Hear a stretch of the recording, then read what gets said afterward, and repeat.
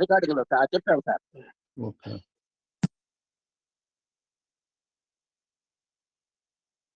ఓం శ్రీ సాయిరామ్.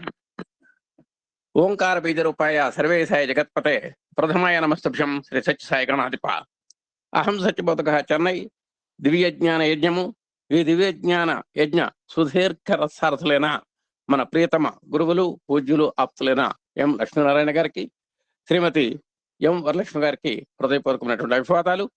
శ్రీ సత్యసాయి దైనందిన ఆధ్యాత్మిక సత్సంగ వేదికలో మనం ఎన్నో నూతనమైన వినూత్నమైనటువంటి కార్యక్రమాలతో మనం పురోగమిస్తున్నాము. దానికి సహకరిస్తున్నటువంటి అంటే ఆశీస్సులు అందిస్తున్న స్వామివారికి, మరి ఎంతో కృషితో కార్యాచరణ చేస్తున్నటువంటి గురువు దంపతులకు, మరి ఎంతో ఆదరిస్తున్నటువంటి మీ అందరికీ హృదయపూర్వక ధన్యవాదాలు.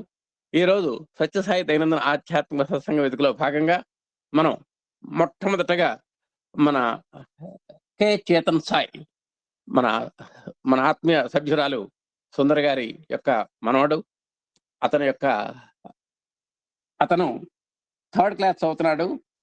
BVM school Chennai east Coast district. అలాగే కర్నై సమితి state level Bala Vikas talent church group 1 విభాగంలో అతను ఒక ప్రథముడుగా ఎంపికైనటువంటి సందర్భంగా మొన్న ఇటీవల జరిగినటువంటి కుంభకోణంలో బాల వికాస్ సెమినార్స్ రాష్ట్ర స్థాయి సెమినార్లో అతనికి పురస్కారం లభించింది. అతనికి మనందరి తరఫున స్వామి యొక్క ఆశీస్సులతో పాటు మన గురుదంపతుల యొక్క ఆశీస్సులు, మీ అందరి యొక్క శుభకామనల మధ్య అతనికి మన జేజేలు పలుకుతూ చిన్నవాడైనప్పటికీ ఆశీర్వదిస్తూ శ్రీ కె చేతన్ సాయి యొక్క స్టోరీ టెల్లింగ్ మొట్టమొదటి 5 నిమిషాలు ఉంటుంది. తర్వాత ప్రత్యేక ఆధ్యాత్మిక సత్సంగం మన గురువు గారితో ఉంటుంది. ఆ తర్వాత సత్యసాయి వాహిని పి కోటేశ్వరరావు ఫ్రమ్ హైదరాబాద్ నుంచి ఉంటుంది. ఇది కార్యక్రమాలు. ఇప్పుడు number 1, Ketan Sai is requested to tell a story in this event. Thank you very much. 2 minutes ఆపేస్తామన్నా.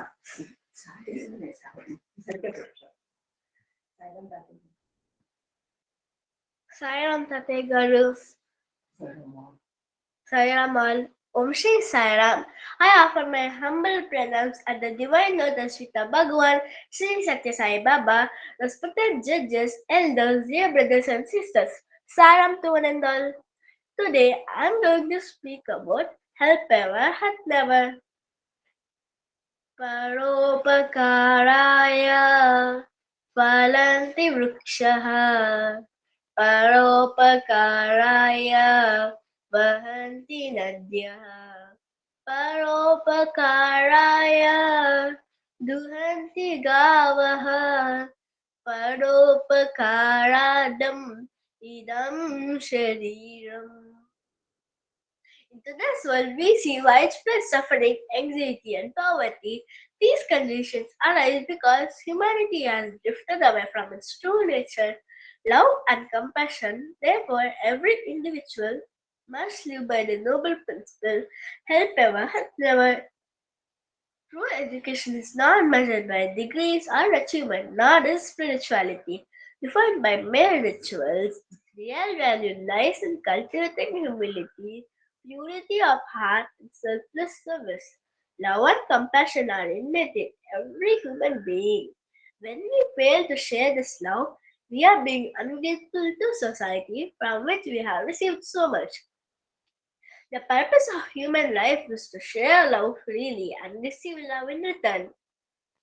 To purify the mind, one must cultivate sacred thoughts and render service to others with a pure heart. According to Sage Vyasa, the essence of all 18 Puranas is contained in one single dictum, help ever, help never.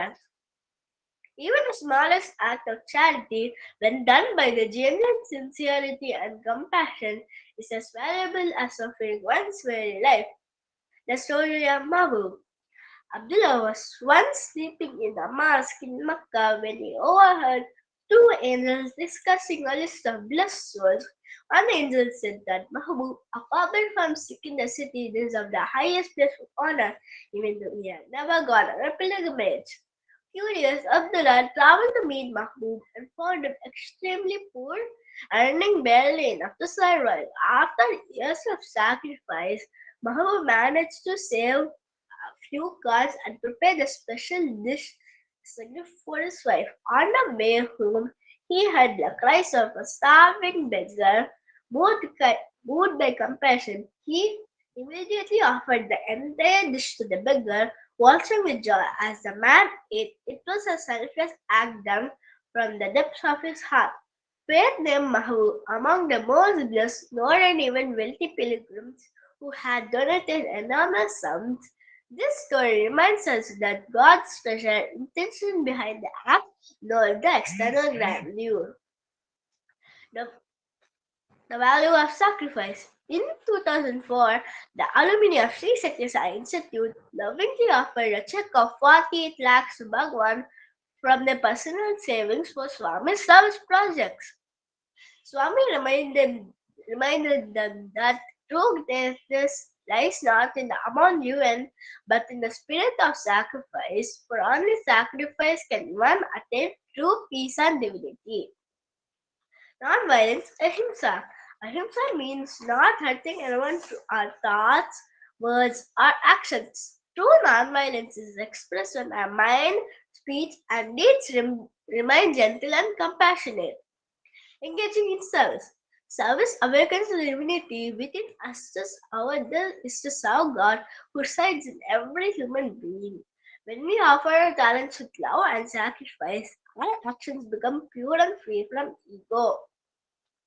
Every talent we have is meant for the upliftment of humanity through sincere selfless service. An ordinary person can rise to the level of a sage. Now let us serve with humility and a pure heart, remembering that service to man is service to God. Help ever, help never. Jai Sai Ram. Thank you, Sai Ram. Sai Ram to all. Thank you, Tatya.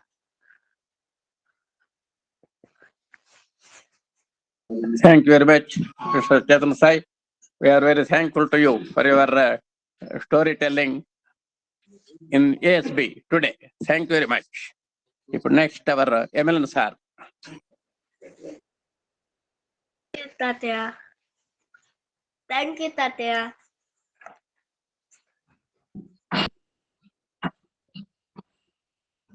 Okay. God bless you. Wonderful.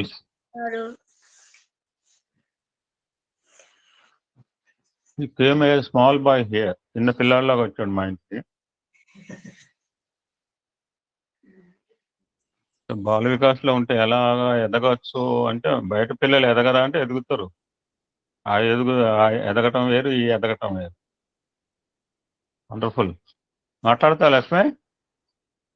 Okay, మీరు చెప్పండి, 2 నిమిషాల తర్వాత నేను subject మాట్లాడుతున్నాను, అందుకని నా తర్వాత నువ్వు మాట్లాడు. Okay, agree.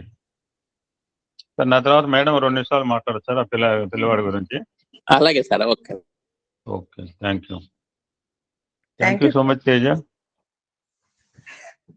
Sairam uncle, thank you uncle. భలేవాడు, ఇంకా ఇలా చెప్పించు. తప్పకుండా. దిస్ ఈజ్ నేను అన్నాను, this is for 9 to 95 years అని రిపీట్ కూడా చేశారు ఇద్దరు. నేను చెప్పిన దాన్ని ఇక్కడ అందరూ పాల్గొంటారు, పిల్లలు పెద్దలు, everybody can participate here, enjoy the beauty. Thank you, God bless you. Thank you. Sairam అండి. సత్యసాయి వాహినిలో యాక్చువల్గా సార్కి కేటాయించాం, కానీ ఈ సబ్జెక్ట్ అయిపోతే కొత్తది ఎప్పుడు మొదలవుతుందో అని అందరూ కూడా ఈగర్గా వెయిట్ చేస్తున్నారు. నేను సార్ కూడా కొంత సార్ వేణీళ్ళు చన్నీళ్ళు సాయం చేస్తే you can complete this project and will go for new project in the new year అనుకుంటున్నాను.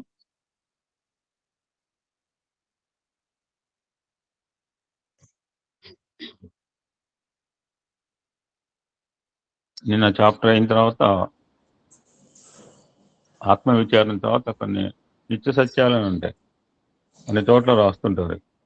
నేకెడ్ ఫ్యాక్ట్స్ అన్నమాట. What to do.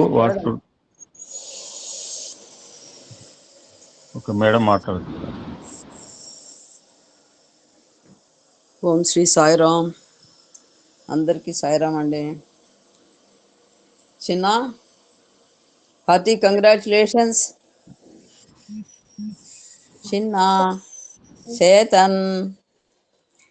Hearty congratulations, Amma. Thank you, Amma. Thank you. Thank you, Amma, for being a part of that SLBTs. That itself is a great honor to all of us. Very rare opportunity that you have got with divine blessings. Baba's blessings, abundant blessings are with you. You have to keep going on like this only. You are the future hope of your parents as well as the society. Really, Amma, Sundari madam, మీరు ఒక జెమ్ని తయారు చేస్తున్నారు. Hats off to you. Really అమ్మా, really I felt very happy. పిల్లలు అనేవాళ్ళు ఈ విధంగా పెరిగి పెద్దవాళ్ళు అవ్వాలండి. అప్పుడే వాళ్ళకి కుటుంబానికి ఆనందం ఉంటుంది, సమాజానికి ఆనందం ఉంటుంది. ద అల్టిమేట్ ఏంటది మనకి గోల్? ఆనందం. ఆనందో బ్రహ్మ. నిజంగా అమ్మా, నిజంగా. చిన్న you have to learn many things. So you are the hope of your parents. Don't make them let down forever. Okay, So Amma. very good, Amma. God bless you. God bless you. So you have been learning a great values that you have to keep practice in your every walk of your life. Really, truly you are blessed child, Amma. So in all the activities you have been taking part. This is the greatest opportunity that you have got through Bhagavan and from your parents also. Divine parents, Amma, very rarely we can see parents like here of you. Okay, grandparents, grandmother, she is the great support of you. Yes, Amma. Amma, truly you are blessed child, Amma. God bless you. Have a bright future. So Swami is always with you. Take care of your health, your education and everything. Especially take care of your parents. Okay. Thank you, Amma. God bless you. Thank you one and all. Sairam. Thank you, aunty. Thank you, Sairam aunty. Sairam, Amma. God bless you. You are blessed. Sairam. Thank you. Okay, Sairam. So today we'll deal the chapter Nitya Satyam. ఈ మాట మనం వింటూనే ఉంటాం. So today Swami will narrate about వేదం rules and regulation. ఎక్కడి నుంచి వచ్చినాయి అంటే ఆల్ వేదమే ప్రమాణం అన్నమాట. పంచమాతల్లో వేదమాత ఒకటి, భూమాత, దేహమాత, దేశమాత, గోమాత, ఇందులో వేదమాత ఒకటి. వేదం ప్రామాణికం, బేస్ ఫర్ ఆల్ థింగ్స్. అక్కడి నుంచే ప్రమాణంగా తీసుకుంటారు అన్నిట్లో కూడా. యజ్ఞయాగాదులు కావచ్చు, క్రతులు కావచ్చు, ఆగమ శాస్త్రం అంటారు తిరుపతిలో. అక్కడ శాస్త్రంలో ఏం రాశారో ఆ విధంగానే శాస్త్రం అంటే ఇక్కడ వేదం. So I will speak reverse, then sir will continue. I want to support Sir so that we can complete this project. That's why I'm taking this subject. సమస్త శాస్త్రములకు వేదమే మాతృ దైవం. అది పరమేశ్వరుని ఉచ్ఛ్వాస నిశ్వాస రూపం వెలువడుతున్నది. దీని తపోధనులైన మహర్షులు శబ్ద రూపంలో గ్రహించుకుని ఒక శిష్య సాంప్రదాయంగా లోకానికి చాటారు. మనకు రెండు పేర్లు ఉండే, స్మృతులు, శృతులు. ఇక్కడ విన్నారంతే, రాసుకోవడానికి ఏం లేదు. ఇప్పుడు సత్సంగం చేస్తే మేము రాసుకుంటున్నాం. కొంతమంది పుస్తకాల్లో రాసుకుంటారు, కొంతమంది కంప్యూటర్లో రాసుకుంటారు, కొంతమంది బ్రెయిన్లో రాసుకుంటుంటారు. ఆ రోజుల్లో కేవలము వినటం మాత్రమే. ఒకరి నుంచి ఒకరికి శ్రవణేంద్రియ ద్వారా మాత్రం పొంది శృతి అని పేరు వచ్చింది. భగవంతుడు, వేదం అంటేనే భగవంతుడే వేదం. సో భగవంతులాగానే అనంతం లేదు. ఇక కర్త ఎవరు? Nobody can.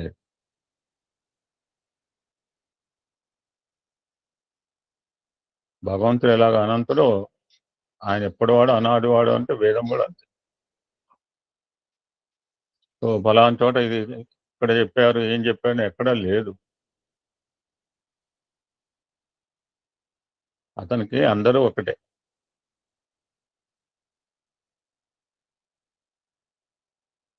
ఆయనకి అన్ని కులగోత్రాలు ఆయనకి ఏం లేవు, సంబంధం లేదు. అందుకని సర్వజ్ఞుడు అన్నారు. సర్వజ్ఞుడికి సమత్వం అని సహజం. ఇర్రెస్పెక్టివ్ క్యాస్ట్, క్రీడ్, రేస్ అంటుంటాం మన దగ్గర. అటువంటి సర్వశక్తిమయుడు వేదానికి కర్త అంటే సమంజసం. విద్య అనే ధాతు నుంచి వేదం అనే పదం వచ్చింది. విద్య అంటే తెలియట, తెలియ చెప్పున్నది వేదం.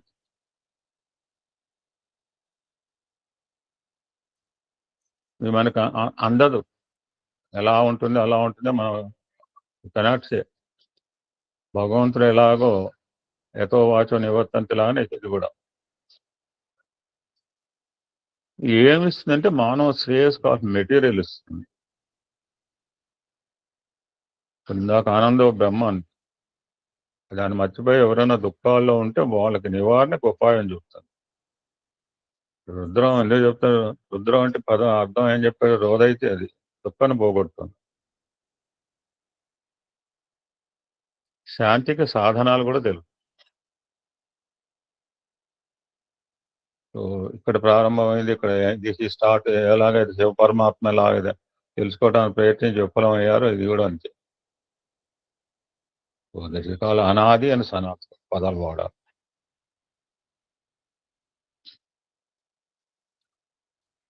ఆది అంతం లేని లేదాన్ని నిత్యములు అంటారు.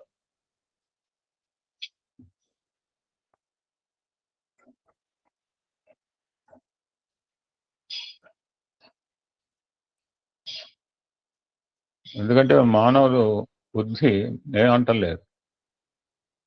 యాక్చువల్గా బుద్ధి అంటే సుప్రీమే, కానీ బుద్ధి కూడా దోషంతో కూడింది అన్నారు. నిన్న సార్ చెప్పారు పురుష బుద్ధి, స్త్రీ బుద్ధి, లేకపోతే పిల్ల common to all. Don't think that ఇక్కడ మగవాళ్ళకే చెప్తున్నా, ఆడవాళ్ళు. పురుష అంటే 2 జెండర్స్. సో వేదములకి ఎవరు కూడా పొల్యూట్ చేయలేదు. అపౌరుషేయములు అని కూడా ఒక మాట. ప్రమాణం ఏంటంటే వేదమే ప్రమాణం.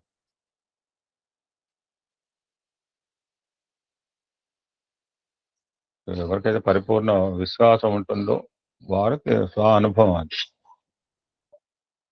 అటు అనుభవాన్ని పొందిన వారు మహర్షి.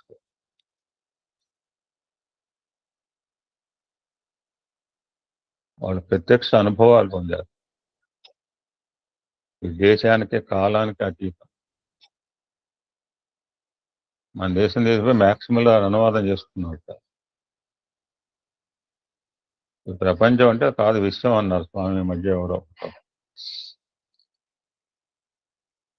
బేస్ ఫర్ ఎంటైర్ యూనివర్స్, మూలాధారం.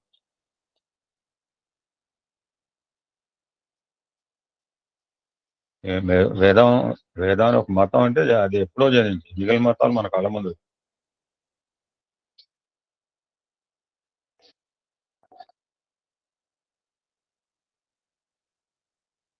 ఒక విషయం తెలుసుకోవాలంటే మన దగ్గర సాధన సామాగ్రి తెలుసుకోవటానికి కుదరదు అంటున్నారు. అంటే సైన్స్ అండ్ స్పిరిచువాలిటీ తేడా అనమాట. బిలో ద సెన్స్ చెప్పవద్దు. ఒక లిమిటేషన్స్ మనం. కించిజ్ఞుడు సర్వజ్ఞుడు అంటుంటాం. గీతలో కూడా చెప్తుంది బుద్ధిగ్రాహం అతి. మన బుద్ధికి అతీతమైనది వేదం. ఎందుకంటే మానవ బుద్ధి సంకుచితం అంటున్నారు స్వామి, నే అంటలేదు.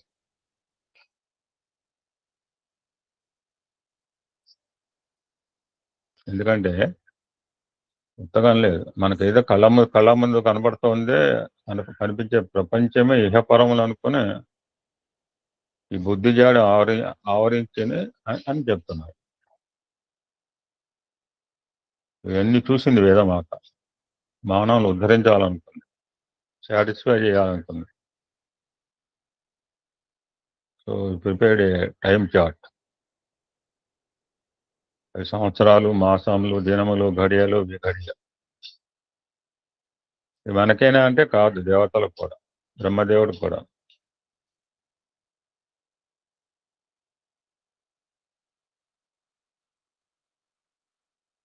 ఈ జీవుడు అనేవాడు దేశకాలం చేత బంధింపబడి చక్రంలో తిరుగుతున్నాడు.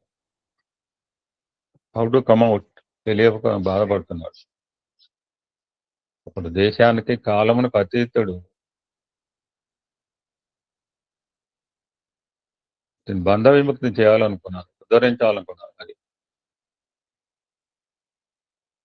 అటువంటిది వేదమాత పూనుకుంది.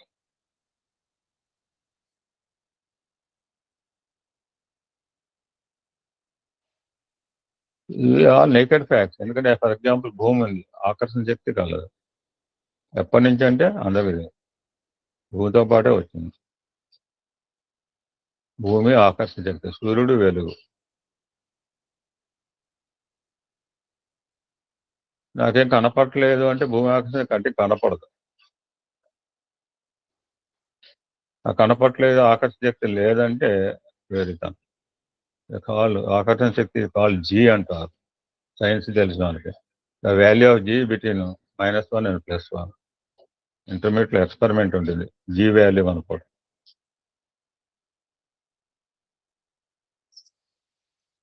భూమితో పాటు పుట్టింది, but unable to understand it.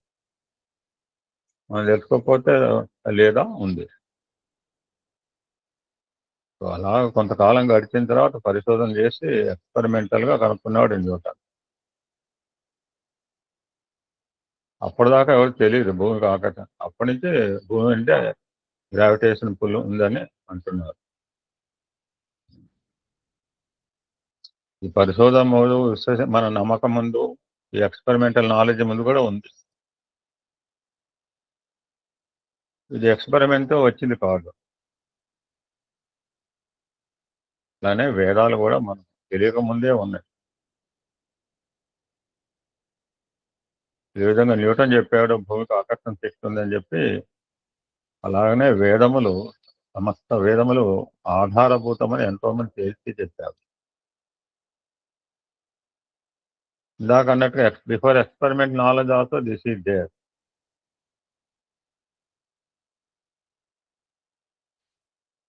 ఇప్పుడు న్యూటన్ అనుకున్నాడంటే వాళ్ళ దేశం భూమికి కాదు, యావత్ ప్రపంచానికి ఎత్తు సత్యము.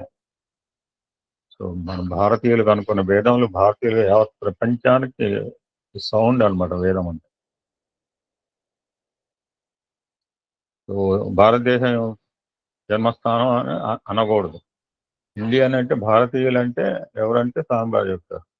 భగవంతుని యందు ప్రేమ, భగవంతుని యందు ఇష్టం గలవారందరూ భారతీయులు అన్నారు.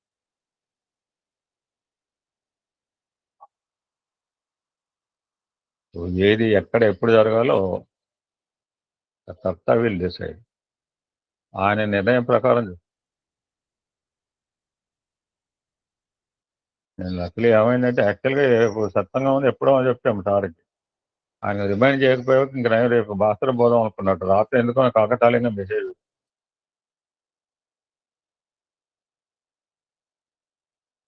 ఏది ఎక్కడ పుట్టాలంటే వాతావరణం అనుకూలం కూడా ఇప్పుడు అన్ని మనం చూస్తున్నాం. ఫర్ ఎగ్జాంపుల్ అన్ని రకాల చెట్లు అన్ని చోట్ల పెరగవు. మనం కృత్రిమంగా పెంచినా కానీ యాపిల్ చెట్లు మన దగ్గర యాపిల్ కాయలు కాయించాలంటే చాలా కష్టం. సో ఎక్కడ వాతావరణం అనుకూలంగా ఉంటే అక్కడ వస్తాయి. సో భారతదేశం అనుకూలంగా ఉంది వేదాలు. గురువులు, ఋషులు, కర్మభూమి, యోగ భూమి అట్రాక్టెడ్ దేర్ హార్ట్స్. మిగిలిన భూములు, మిగిలిన ప్లేస్ల భూములు భోగ భూములు అంటే ఐహిక వాతావరణం. They cannot understand this Vedic sounds. So ఐహిక, నేను సార్ అన్న 2 రకాల ఉండాలి. లౌకిక జ్ఞానం ఉండాలి, ఆధ్యాత్మిక జ్ఞానం ఉండాలి. ఏం లేకపోతే రెండు చేతిని రేవడు అన్నారు. భారతీయుల భాగ్యంగా అవతార పురుషులు జన్మించే కాకుండా వేదం కూడా మన దగ్గరే అవతరించింది. ఇక్కడ పుట్టిందని చెప్పి వ్యక్తం కావట్లేదు, ఇతర దేశాలు లేదంటే అనకూడదు. మళ్ళీ అదే చెప్తున్నారు ఇప్పుడు. భూమికి అన్ని దేశాలు ఆకర్షిస్తున్నట్టుగా వేద శబ్దం అన్ని ఖండాల్లో ఉంది. అమెరికాలో వేదం చదవట్లేదా? వేదం సర్వవ్యాపి. అదృష్టం ఏంటంటే మన దగ్గర ఉన్న ఋషి పొంగవాళ్ళు వారి తపశక్తి చేత ఏకాగ్రత ఆ యొక్క సౌండ్ని వినగలిగారు, అందుకున్నారు, చూడగలిగారు, అనుభవించగలిగారు. అందరూ ఎందుకు వెళ్ళలేపారంటే వారికి they are selfless, they are totally embedded with love. వాళ్ళకే చెందాలనుకోలేదు, వాళ్ళు మనందరికీ పంచారు. దశకాలు రుద్రను కూడా మంత్ర దష్ట అని చెప్తున్నారు. ప్రస్తుతం 8వ వాక సాక్షాత్ రుద్రే దష్ట, భగవంతుని దర్శించారు. ఎవరైతే చూసారో చెప్పారు మంత్ర ద్రష్ట. వారల ద్వారా ఒక శిష్య పరంపరగా యుగ యుగాల నుంచి వేదవాణి దేశంలో వ్యాపించింది. All the place, all corners.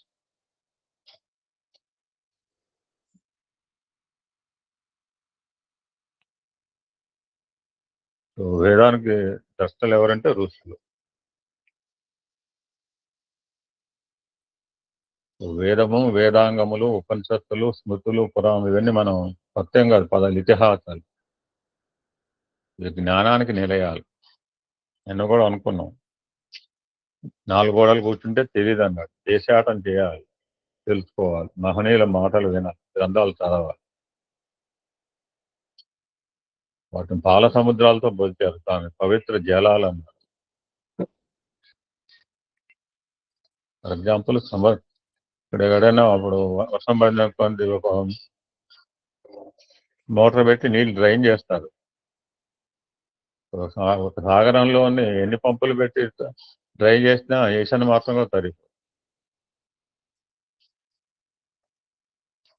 సూర్యకాంతికి ఎంతో ఆవిరవుతుంది, వర్ష రూపంలో ఇస్తుంది, మళ్ళీ వస్తూనే ఉంది, పంటలు పండుతున్నాయి, దేశం సస్యశ్యామలంగా ఉంది. ఎంత జలం ఆవిరవుతుంది ఎవరు చెప్పరు, అంగుళమే జరిగినట్లు కాదు, కనపడదు.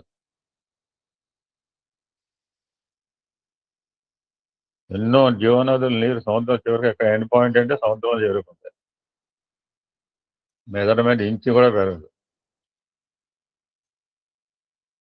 ఇది ఈ మాట ఎందుకు చెప్తున్నారంటే శాస్త్ర జ్ఞానంతో పాటు అనుభవ జ్ఞానం అందుకు మహనీయులు కూడా సాగరంలో అంటేవారు అన్న. వాడు భూషణానికి దోషణానికి వాడు నిర్మలంగా నిశ్చలంగా ఉంటారు, ప్రశాంతంగా ఉంటారు. So that's the essence of all this Vedic culture, Vedic literature and భారతదేశ శాస్త్ర గ్రంథాలు.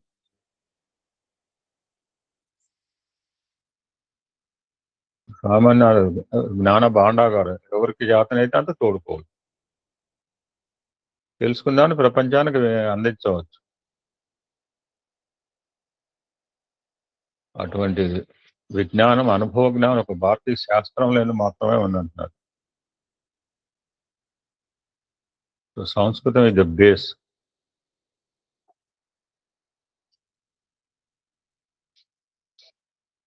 సంస్కృతం అనగానే మనలో చాలా మందికి ఒక ఫీలింగ్ ఏర్పడుతుంది. అది సనాతనలు వాడే భాష అని, ఛాందస భాష అని చాలా మంది అనుకుంటుంటారు. మనకు అర్థం కాని మంత్రాలని,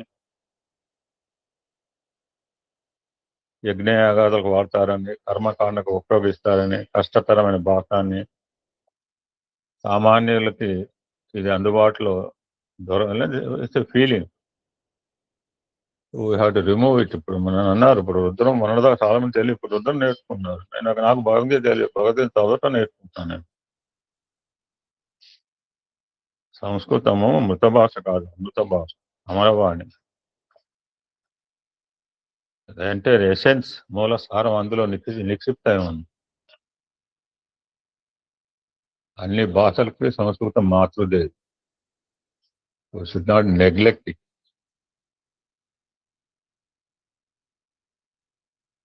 వేదాల్లో అమృతం తనివి తీరా త్రాగాలంటే సంస్కృతం నేర్చుకోవాలి. మనం వ్యాకరణం అంటుంటాం, ఛందస్సు అంటుంటాం, గురువులు లఘువులు, జ్యోతిష్ శాస్త్రం, ఇవన్నీ కూడా రిటర్న్ బై మహర్షులు ఎప్పుడో రాసించారు. ఖగోళ శాస్త్రం, ధర్మశాస్త్రం, నీతి శాస్త్రం, తర్కశాస్త్రం, ఇవన్నీ కూడా మనం చదువుకునే చదువులే. మనకు తెలిసింది ఏంటంటే ఇంజనీరింగ్, మెడిసిన్. ఈ రెండు తప్పితే వేరే కనపడు జనాలకు. ఏమైనా మారింది ఒక ట్రెండ్ తెలియదు. సంగీతము, సాహిత్యము, శిల్పము, భూమిని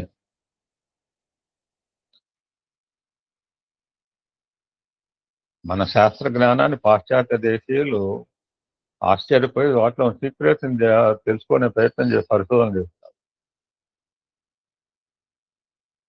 ఈ ఖగోళ శాస్త్రం ఖగోళం అంటే అంతరిక్ష సంబంధం. మనది చాలా మిన్న అని చెప్తున్నారు స్వామి.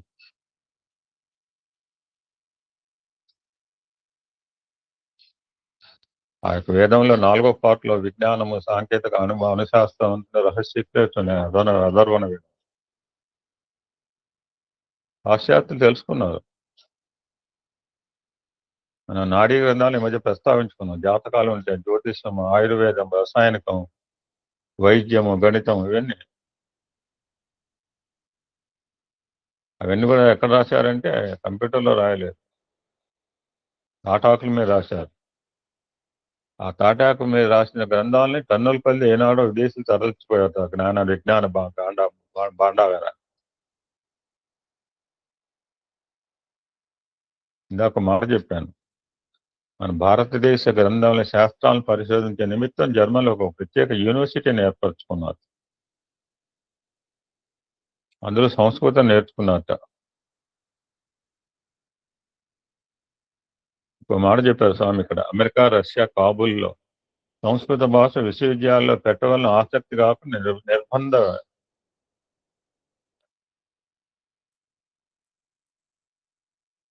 ఎలా తెలిసిందంటే భారతదేశాల్లో ఉన్న గ్రంథాలు కావచ్చు, దాంట్లో ఉన్న సంపద కావచ్చు, దే నో ద లోపల ఉన్న సారాన్ని వాళ్ళు గుర్తించగలిగారు. అంటే మన గుర్తించలేదా అన్న తప్పు చేయట్లేదు ఇక్కడ.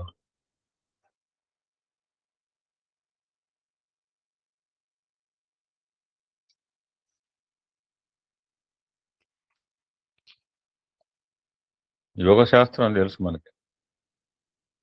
యోగ శాస్త్రంలో ప్రావీణ్యరాలు కూడా స్వామి భక్తురాలు నాకు తెలుసు.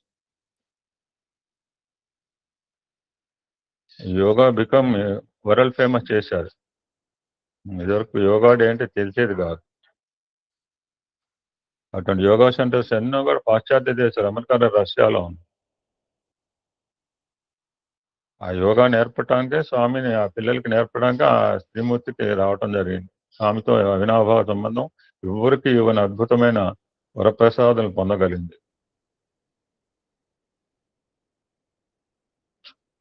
బట్ వేరే ఇప్పుడు మన దగ్గర యోగాభ్యాసం, ధ్యాన యోగం అంటే, బాల వికాస్ అంటే ఎంతమంది వస్తున్నారు చెప్పండి. మేము మొత్తుకుంటుంటాం. కర్రలు పట్టుకుని కరాటే పంపి తీసుకుపోతుంటారు తల్లిదండ్రులు. బ్లాక్ బెల్ట్ ఉంటాడు, ఆ బెల్ట్ అంటుంటారు. నేను దారిలో చూసినాం. అన్ని చోట్ల, అన్ని ఊళ్ళలో, ఒక ఊరే కాదు. చెన్నై అనుకున్నాను, కుంభకోణంలో కూడా ఉంది, అన్ని చోట్ల ఉంది, అన్ని చోట్ల బాల వికాస్ ఉంది.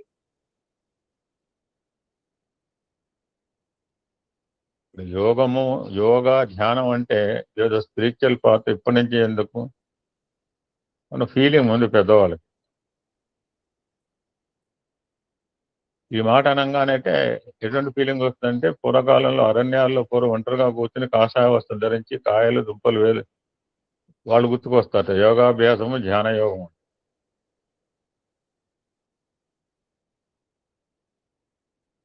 ఇది కేవలము మన ఊహ మాత్రమే అంటున్నారు, not fact. Yoga become a part of life nowadays. Kanchi Koteswararao గారు కంటిన్యూ చేస్తారు. జై సాయిరామ్.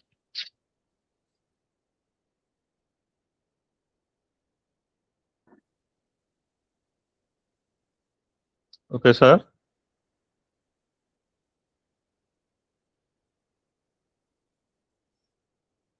కోటేశ్వరరావు సార్. సరే సార్, నేను మ్యూట్ లో ఉన్నాను పొరపాటున. Okay sir, Sairam sir. Sairam అండి. ఓం శ్రీ సాయిరామ్. భగవాన్ దివ్య శ్రీ చరణాలకు హృదయపూర్వక నమస్కారాలు చేసుకుంటూ, ఈ రోజు సత్యసాయి వాక్యంలో చాలా భాగాలు నడిచినాయి. వేదమాత అంటే ఏమిటో తెలుసుకున్నాం, వేద పురుషుడు అంటే తెలుసుకున్నాం, విద్య అంటే ఏమిటో తెలుసుకున్నాం, అలాగే ఆద్యంతరహితమైనటువంటి నిత్యాలు తెలుసుకున్నాం. మరి చివరిలో వేదాంగాలు ఇవన్నీ కూడా చక్కగా చెప్పారు గురువుగారు. అలాగే సంస్కృతం అంటే ఏంటో చెప్పారు, సంస్కృతం యొక్క ప్రాధాన్యం చెప్పారు. గాంధీ గారు లాంటి వాళ్ళు కూడా సంస్కృతం నేర్చుకోండి, భగవద్గీత కోసమైనా మనం సంస్కృతం నేర్చుకోవాలి అని చెప్పడం జరిగింది. తర్వాత షడంగాలు చెప్పారు, శిక్ష, వ్యాకరణము, ఛందస్సు, కల్పము, జ్యోతిషము, నిరుక్తం అనేటువంటి శాస్త్రాలను కూడా పరిచయం చేశారు. తర్వాత యోగాలో కూడా వచ్చాం. ఇప్పుడు ఆ యోగాను గురించి చెబుతున్నారు. ఒకప్పుడు యోగా అంటే మనకు తెలిసేది కాదు. ఇప్పుడు యోగా డే వగైరాలు ఇవన్నీ కూడా జరుగుతూ మనకెంతో ప్రాధాన్యాన్ని ఇస్తున్నాయి చక్కగా కూడా. అలాగే శాకాహారం కూడా బాగా అలవాటైంది. మాంసాహారానికి ప్రాబల్యం రోజు రోజుకు తగ్గుతోంది. యోగాలో ప్రధానమైనటువంటి ఆహార నియమాలు చాలా ఉన్నాయి.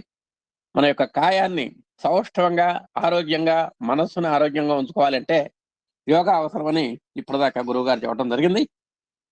అలాంటి ఎప్పుడో యోగా అంటే అరణ్యాల్లో చేస్తున్నట్టుగా లోగడ భావించేవాళ్ళు.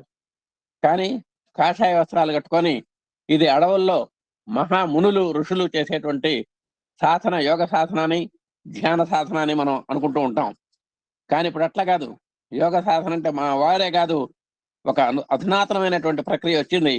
ఇప్పుడు ఒక సామాన్య పౌరుడి దగ్గరకు కూడా యోగా నడిచి వెళుతోంది. అతనికి కూడా అలవాటు చేస్తోంది. ఆపాల గోపాలం ఇప్పుడు యోగాలో ఉంటున్నారు.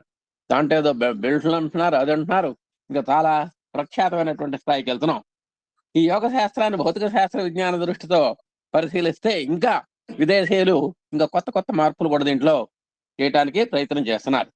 ఇప్పుడు ఈనాడు మనం యాంత్రిక యుగంలో ఉన్నామండి. ఉంటూ ప్రశాంత జీవితాన్ని కొనసాగించలేకపోతున్నాం. నానా కష్టాలు పడుతున్నాం. రకరకాలైనటువంటి మానసిక వ్యాధులకు కూడా మనం చాలా గురవటం జరుగుతోంది. ఇప్పుడు ఏమి కారణాలు లేవు. మనం చేసుకున్నటువంటి ఆహార వ్యవహారాల్లో కించిత్ లోపాల వల్ల ఇవన్నీ కూడా మరి శరీరానికి వచ్చేటువంటి వాటిని వ్యాధులు అంటాం, మానసికంగా వచ్చేటువంటి వాటిని ఆధులు అంటాం. ఈ ఆది వ్యాధుల వలన నానా అవస్థలు పడుతున్నాం. తర్వాత మనమే కాదు, అమెరికా మంచి నాగరికత దేశం అంటారు. అలాంటి నాగరికమైనటువంటి దేశాల్లో కూడా ప్రజలు మరి నానా ఇబ్బందులు పడుతున్నట్టుగా తెలుస్తోంది. మనం అసలు భారతదేశంలో సహజ నిద్ర అంటే మనకు సహజం, కానీ అసహజ నిద్రకు సహజమైంది అమెరికా అనమాట. అక్కడ సహజమైనటువంటి నిద్రకు కూడా నోచుకోలేనటువంటి స్థితిలో వాళ్ళు ఉన్నారు. మరి ఆకలి అవ్వటానికి మాత్రలు మింగుతాం, కడుపులో నొప్పి తగ్గటానికి మాత్రలు మింగుతాం, ఇవన్నీ మింగుతాం. వాళ్ళు నిద్ర కోసం కూడా మాత్రలు మింగుతూ ఉన్నారు అంటే మరి ఎలాంటి అని కృత్రిమ నిద్ర. అది నిజంగా సహజమైన నిద్ర కాదు, మాత్ర వేసుకుంటే వచ్చేది. అలాంటి కృత్రిమ నిద్ర కోసం వాళ్ళు అరువులు తాచేటువంటి పరిస్థితి వస్తుందండి. తద్వారా గుండె జబ్బులు కూడా వస్తున్నాయి, బ్లడ్ ప్రెషర్ ఎక్కువ అవుతోంది, ఆరోగ్యం కూడా చాలా దెబ్బతింటోంది. అంటే ఇవన్నీ కూడా ఈ అత్యాధునికమైనటువంటి సాంకేతిక పురోభివృద్ధిలో మనకు సైడ్గా వస్తున్నటువంటి ఇబ్బందులు అన్నమాట ఇవన్నీ కూడా. ఈ ఆధునిక ప్రయత్నం, యాంత్రిక జీవితాలు ఇవన్నీ కూడా చూస్తూ ఉంటే అటు శారీరకంగా మనం విశ్రాంతి తీసుకోలేకపోతున్నాము, మానసికంగా కూడా విశ్రాంతి లేకుండా ఏమిటో ఒక అయోమయమైనటువంటి స్థితిలో పడుతున్నాం. అటు విదేశీయులు కానీ తద్వారా వాళ్ళ యొక్క సంస్కృతిని పుణికి పుచ్చుకున్నటువంటి మనలో కూడా ఇప్పుడు ఈ విధంగా కొంత ఇబ్బందులు ఎదురవుతున్నాయి. ఈనాడు ఆధునికమైనటువంటి సమాజం అంటున్నాం, ఆధునికమైనటువంటి మందులు వస్తున్నాయి. మరి కోట్ల ఏ జబ్బునైనా సరే నయం చేసేటువంటి మందులు వస్తున్నాయని మనకు ప్రగాఢమైనటువంటి విశ్వాసం ఉంది. కానీ అవన్నీ కూడా మరి రోగాలను కుదరతలేకపోతున్నాయి. అంటే ఆ రోగాన్ని గుర్తించడంలో లోపమో, మందులు ఇవ్వటమో లోపమో మనకు తెలియదు. కానీ రకరకాల మందులు వచ్చినా సరే మనకు సుఖము శాంతి లేకుండా మరి దానికోసం మందులు వాడితే మన కొత్త రకాలు వస్తున్నాయి, నూతన రోగాలు అభివృద్ధి అవుతున్నాయి. ఉన్నది తగ్గపోగా మళ్ళా కొత్తవి కూడా ఎఫెక్ట్ అవుతున్నాయి. వీటిని సైడ్ ఎఫెక్ట్స్ అని కూడా మనం అంటున్నాం. కాబట్టి మనం ఎంత తెలివిగల వాళ్ళమైనప్పటికీ చివరికి మన యొక్క మేధస్సు చివరికి ఏం పని చేసిందంటే మనకు యోగా తప్ప అవకాశం లేదు. మన శరీరాన్ని మంచి నియంత్రణలో పెడితేనే కానీ a sound mind in a sound body అన్నారు. కాబట్టి ముందర మనం మనస్సు చక్కగా ఉండాలి అంటే, బుద్ధి చక్కగా ఉండాలి అంటే శరీరాన్ని మనం జాగ్రత్తగా సౌష్ఠవంగా అట్టు పెట్టుకోవాలి అనేటువంటి చివరికి జిజ్ఞాసకి అక్కడికి వచ్చాం. చివరికి మనం అంతా కూడా యోగాభ్యాసమే శరణ్యము, ఇక అంతకంటే అవకాశం లేదు అనేటువంటి దానికి మనం వచ్చాం. ఈనాడు ఎన్నో పరిశోధనలు జరిగినాయి. యోగాభ్యాసం కూడా చాలా డెవలప్ అవుతోంది. ఒక స్థాయి లెవెల్స్, ఆ యోగంలో కూడా లెవెల్స్ పెట్టారు. చిన్న పిల్లాడి దగ్గర నుంచి వయోవృద్ధుడి దాకా కూడా ఏ స్టెప్స్ మనం తీసుకోవాలి అనేటువంటి దాని మీద బాగా ఒక యాక్షన్ ప్లాన్ చక్కగా తయారైంది. ఆ విధంగా అభివృద్ధి మనం పొందడానికి ప్రయత్నం చేస్తున్నాం. మరి వేదాలు ప్రపంచ వాంగ్మయంలో చాలా ప్రాచీనమని మనకు తెలుసు. సాహిత్యం కూడా చాలా పెద్దది. మరి కానీ అంత సమున్నతమైనటువంటి సాహిత్యం, ఇందాక గురువు గారు అన్నారు సంస్కృతం అని, కాళిదాసు లెవెల్లో కూడా మరి కాళిదాసు కాలంలో సంస్కృతం చాలా చక్కగా అభివృద్ధి చెందింది. ఇందాక సంస్కృతం అన్నారు కాబట్టి ఒక చిన్న చెణుక్కు చెబుతాను మీకు. కొంచెం ఇప్పుడు అలసట పడి ఉన్నారు కాబట్టి సంస్కృతం ఎలా ఉంటుందో, భోజరాజు గారి సమయంలో సంస్కృతం ఎలా ఉందో మీకు ఒక 2 వాక్యాలు రుజుపిస్తాను. భోజరాజు గారు వెళ్తున్నారు. ఇప్పుడు చేతన సాయి కంటే ఒక చిన్న అమ్మాయి వెళుతోంది బడికి. మంచి పట్టులంగా దొరికింది, జాకెట్ వేసుకుంది, పూల జడ వేసుకుంది, చక్కగా వెళుతోంది. మరి ఆ రోజు విశేషం ఏంటో తెలియదు. ఒక తాటాకు పుచ్చుకొని వెళ్తోంది బడికి. వెంటనే అంతటి రాజుగారు కూడా ఆ అమ్మాయిని చూడగానే ముచ్చటపడి టక్కనాగింది గుర్రం. వెనక ఎస్కార్ట్లన్నీ కూడా మంచి సర్వ సైన్యాధ్యక్షులు వీళ్ళంతా కూడా టక్కన ఆగారు. ఏంటో ఒక్క అమ్మాయిని చూడగానే ఇన్ని సైన్యాలు కూడా ఆగిపోయినాయి. రాజుగారు దిగారు, గుర్రం దిగి అడిగారు. చూడండి ఏమడిగారో చూడండి సంస్కృతంలో. కావా బాల అన్నారు. ఆ అమ్మాయి ఏం భయపడలేదు, కాంచనమాల అన్నది. అంటే కావా బాల అంటే నీ అమ్మాయి నీ పేరేంటి అని. కాంచనమాల, నా పేరు కాంచనమాల అన్నది. కశ్యా పుత్రి అన్నారు రాజుగారు. అమ్మాయి నువ్వు ఎవరో అమ్మాయి అమ్మా అన్నారు. కనకలత ఆయాహ, నేను కనకలత కూతురునండి అన్నది అమ్మాయి.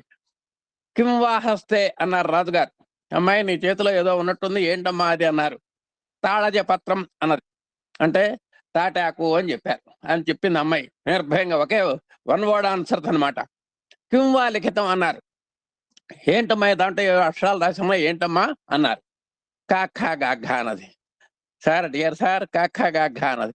అంటే ఆ విధంగా ఒక చిన్న పిల్ల దగ్గర నుంచి మహారాజు వరకు కూడా మాట్లాడేటువంటి సంస్కృత భాష ఎంత గొప్పదో, దాన్ని దేనికి నేర్చుకోవాలనో. ఇప్పుడు కూడా రుద్రం ద్వారా సంస్కృతం అలవాటు అవుతుంది మనకు.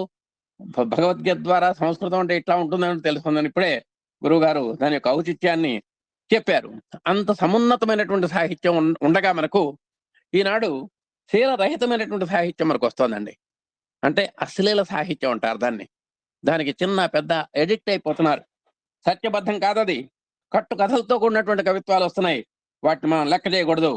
అది నిజంగా అది మనకు శ్రేయస్కరం కాదు. అసలు నిజంగా మనం శ్రేయస్కరం కాదు అది. కాబట్టి భారతీయ ఆధ్యాత్మిక జీవితంలో వేద సాహిత్యం ఆత్మ లాంటిది. కాబట్టి ముందర వేదాలను మనం గౌరవించాలి. వేదాల ద్వారా వచ్చినటువంటి వేదాంగాల్ని ఇందాక చెప్పారు గురువు గారు, పరంపరగా చెప్పారు.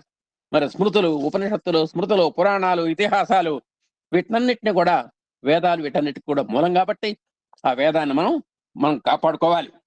ఇది మనకు ప్రాణం లాంటిది. వేదాల్లో అత్యద్భుతమైనటువంటి దివ్య శక్తి కూడా ఉంది. కొన్ని రోగాలు తగ్గించేటువంటి సత్తా మంత్రాల్లో ఉందండి. సూర్యోపాసన ఇవన్నీ కూడా చేస్తుంటారు కొంతమంది. లలితోపాసన, అమ్మవారి ఉపాసన ఇవన్నీ చేస్తుంటారు. అంటే వాటిలో మంచి ఒక డివైన్ పవర్ దాంట్లో ఉంది. కావాలి అలాంటి విజ్ఞానవంతమైనటువంటి మంత్రశక్తి ఉన్నది. కాబట్టి వేదంలో ఆ వేదాన్ని మనం ఆశ్రయించాలి. ఎప్పుడైతే వేదాల్లో మంత్రభాగం ఉంటుందండి, మంత్రం పక్కన కూడా తంత్రం ఉంటుంది. మరి మంత్రము తంత్రము అని మీరు వినుంటారు. ఇంకా కొద్దికపోతే యంత్రము అని కూడా వినుంటారు. ఆ యంత్రాన్ని మనం పక్కన పెడితే ఇప్పుడు మంత్రమేమో థియరీ చెబుతుందండి, తంత్రమేమో ప్రాక్టికల్ చేస్తుందండి. ఇప్పుడు మనం పాదయోహో పాద్యం సమర్పయామి అంటాం, అది మంత్రం. ఆ పాదాల దగ్గర మీరు కనుక ఒక 2 చుక్కలు నీళ్లు వదిలితే దాన్ని ఆ వదలడమే తంత్రం. ఈ విధంగా మరి మంత్రము తంత్రము అని మనకు తెలుస్తున్నాయి. వాటిలో ఎంతో దివ్యశక్తి ఉంది. ఆ మహాశక్తిని ఉపయోగించుకొని కార్యసాధన చేసేటందుకు ఉపయోగపడేదే మనకు తంత్రశక్తి. దీన్నే తంత్రం అంటాం. మనం మంత్రం కాదు ప్రాధాన్యం. ఇప్పుడు మనం ఏం చేస్తామంటే మంత్రాలు నేర్చుకుంటాం, గడగడ అప్పచెప్పేస్తాం, కళ్ళు మూసుకొని చదివేస్తాం. కానీ అక్కడ దాని ద్వారా ఏం చేయాలి అనేటువంటిది మనం ఆచరణలో పెట్టబోతున్నాం. దాన్ని కూడా తంత్రం అంటారు. ఆ తంత్రాన్ని కూడా మనం నేర్చుకోవాలి. కాబట్టి తంత్రాన్ని కూడా ఉపయోగించి మనం భౌతికంగా విజ్ఞానపరంగా మనం ఎన్నో యంత్రాలు నడుస్తున్నాయి. వాటిని కూడా మనం అలవర్చుకోవాలి, వాటిని కూడా వినియోగించుకోవాలి. తద్వారా మనం ముందుకు వెళ్ళాల్సినటువంటి అవసరం ఉంది. కానీ సామాన్యంగా మీరేమనుకుంటారంటే ఒక కళ్యాణంలో జరిగేటువంటి మంత్రాలు కానివ్వండి, కర్మకాండంలో జరిగేటువంటి మంత్రాలు కానీ ఇంతవరకే ఇవే కావాలి ఈ యొక్క మంత్ర వేదాలు అనుకుంటారు మీరు. అలా కాదు. మరి ఎంతో శోభస్కరమైనటువంటి శ్రేయోదాయకమైనటువంటి పవిత్రమైనటువంటి 4 వేదాల్లో కూడా మన భారతీయులు మనకు యొక్క లోక కళ్యాణాన్ని, మానవ కళ్యాణానికి ఉపయుక్తమైనటువంటి ఎన్నో చక్కగా రాశారు. శంకరాచార్యులు గారు అయితే కొన్ని లక్షల యొక్క స్తోత్రాలు మనకు అందించారు. మన ఆరోగ్యం కోసం, మన యొక్క సంక్షేమం కోసం, మన యొక్క కళ్యాణం కోసం. ఈ విధంగా సత్యాలను మనం గ్రహించలేక ఏం చేస్తున్నామంటే వేదాలు అనగానే అవి ఛాందసమైనటువంటి భావాలుగా మనం భావిస్తున్నాము. కేవలం ఏదో ఆ పురోహితులు వేత్తలు వల్లించేటువంటి భాగాలుగా మనం అనుకుంటున్నాం. చాలా మంది భావిస్తున్నారు అట్లా. అధునాతనములే కాదు, ఏమంటే అర్థం ఎరిగి వేదములను ప్రచారం చేసేటువంటి పండితోత్తములు కూడా, అంటే వాళ్ళకి అర్థాలు తెలుసు, వేదం తెలుసు, వేదార్థాలు తెలుసు. అలాంటి పండితుల్లో మంచి మునగాళ్ళు ఉన్నారు. వాళ్ళు కూడా చివరికి ఈ వేదాన్ని చదివి 10 రూపాయలు ఆశించేటువంటి స్థితికి వచ్చారు. ఒక వేదాశీర్వచనం చేస్తే వేలు చెల్లించాల్సినటువంటి పరిస్థితి ఇప్పుడు మనం చూస్తున్నాం. అంటే జనహితం కోసం, పరహితం కోసం, లోక కళ్యాణం కోసం, దేశ సౌభాగ్యం కోసం మనం వాడుకోవాల్సినటువంటి దీన్ని వాళ్ళు స్వార్థానికి వాడుకుంటున్నారు. కాబట్టి వాళ్ళు ఆ పవిత్రతను గుర్తించలేకపోతున్నారు. అంటే దాన్ని సానుకూలం చేసుకొని వాటిని ఎట్లా ఉపయోగించుకోవాలి, ఎలా లబ్ధి పొందాలి అనేటువంటి ఆతృతలో దీని యొక్క ఆచరణ యొక్క లక్ష్యాన్ని వాళ్ళు మర్చిపోతున్నారు. అందువల్ల మనం ఈ అధునాతనలు ఏం చేయాలంటే ఈ అందరిలో ఇప్పుడు వచ్చేటువంటి కొత్త కేడర్లో, యువతలో ఆ వేదాలంటే ఒక రకమైనటువంటి విశ్వాసం పోతోంది. ఇదేదో ఏదో భృతి కోసం ఉన్నటువంటి విద్యల్లాగా కనబడుతున్నాయని అనుకుంటున్నారు వాళ్ళు. అలా అనుకోకూడదు. వేద విహితమైనటువంటి పండితవర్యులే ఇట్లా చేస్తే ఇక వాళ్ళకే విశ్వాసం లేకపోతే వేదం మీద పిల్లలకేం కలిగిస్తారు, భవిష్యత్ తరాలకేం కలిగిస్తారు, దాని మీద ప్రగాఢమైనటువంటి విశ్వాసం ఎలా కలగజేస్తారు? కాబట్టి అలాంటి విధి విధానాలను మనం మానుకోవాలి. వాళ్ళ యొక్క అవిశ్వాసాన్ని వైదొలగించుకోవాలి. మరికొందరైతే అర్థమైనా కాకపోయినా తప్పులతో కొంతమంది ఛాందసంగా బజార్లో నడుస్తూ కూడా వల్లి వేస్తున్నటువంటి వాళ్ళు కొంతమంది ఉన్నారు. ఏది మరీ చేతస్థంగా. భారతదేశంలో నిజంగా భారతదేశంలో వేద విద్య పుట్టింది. ఇందాక గురువు గారు చెప్పారు, ఒక అవతార పురుషులు పుట్టినటువంటి దేశం భారతదేశం. వేద విద్య పుట్టినటువంటి దేశం మన భారతదేశం. వేదాంగాలు, ఉపనిషత్తులు వీటన్నిటికీ కూడా మాతృక మన భారతదేశం. అలాంటి భారతదేశంలో ఇవి పుడితే ఈనాడు జర్మన్ శాస్త్రజ్ఞులు వీటినన్నిటినీ తీసుకెళ్లి వాళ్ళు వల్ల ఒకసారి వేస్తున్నారు. మంత్రాల్లో ఉన్నటువంటి మహాశక్తిని కూడా బాగా కనిపెడుతున్నారు. వాటి దాని మీద పరిశోధనలు చేస్తున్నారు. మరి ఆ విధంగా ఓపికగా వాళ్ళు ఎంతో పరిశోధనలు చేసి అద్భుతమైనటువంటి విషయాలను కనిపెడుతున్నారు. ఈ మంత్రంలో ఎంతో గొప్పతనం ఉంది అనేటువంటి విషయం భారతదేశంలో గుర్తించడం అలా ఉంచండి. విదేశీయులు చాలా ప్రగాఢంగా నమ్మి, పరిపూర్ణంగా నమ్మి వాళ్ళు సుస్వరంగా వేదాలు నేర్చుకుంటూ, రష్యాలో సామూహిక వేద పఠనం, జర్మన్లో సామూహిక వేద పఠనాలు చూస్తుంటే ఎక్కడ వాళ్ళు కళ్ళు మూసుకొని వాళ్ళు చదువుతుంటే నిజంగా మనకు కూడా కళ్ళు తెరుచుకొని చూడాల్సి వస్తుంది మనం. కాబట్టి మానవాభ్యుదయం మనకు ముఖ్యం వీటన్నిటిలో. అలాంటి దానికి అవసరమైనటువంటి కథలు వేదాల్లో ఉన్నాయని వాళ్ళంతా కూడా చక్కగా బల్ల గుద్ది చెప్పారు. జగత్ కళ్యాణమైనటువంటి కథలు వేదాల్లో ఉన్నాయన్నారు వాళ్ళంతా కూడా. ఇంకా వేదాల నుంచే మనకు ఉపవేదాలు కూడా పుట్టినాయండి. దాన్నే ధనుర్వేదం అంటాము. అలాగే ఆయుర్వేదం, ముఖ్యంగా వైద్యం అది. జ్యోతిర్వేదం, జ్యోతిష్ శాస్త్రము. ఇవన్నీ కూడా ధనుర్వేదము, ఆయుర్వేదము, జ్యోతిర్వేదము, ఇవన్నీ కూడా ఉపవేదాలు అంటారు వీటిని. ఈ ఉపవేదాల్లో కూడా మనం చక్కగా సాధన చేయొచ్చు. పోతే ఇంకా మనం వేదంలో ప్రధానమైనటువంటి భాగం గాయత్రి మంత్రం అండి. విశ్వామిత్రుడు గాయత్రి మంత్రాన్ని కనిపెట్టాడు, మనందరికి తెలుసు. అది దానికి ద్రష్ట సూర్యుడు. ఆ గాయత్రి మంత్రానికి అధిష్టాన దేవత సూర్యుడు కాబట్టి సూర్యశక్తికి సంబంధించింది ఇదంతా కూడా. చాలా పవర్ఫుల్ మంత్రం ఇది, మహామంత్రం.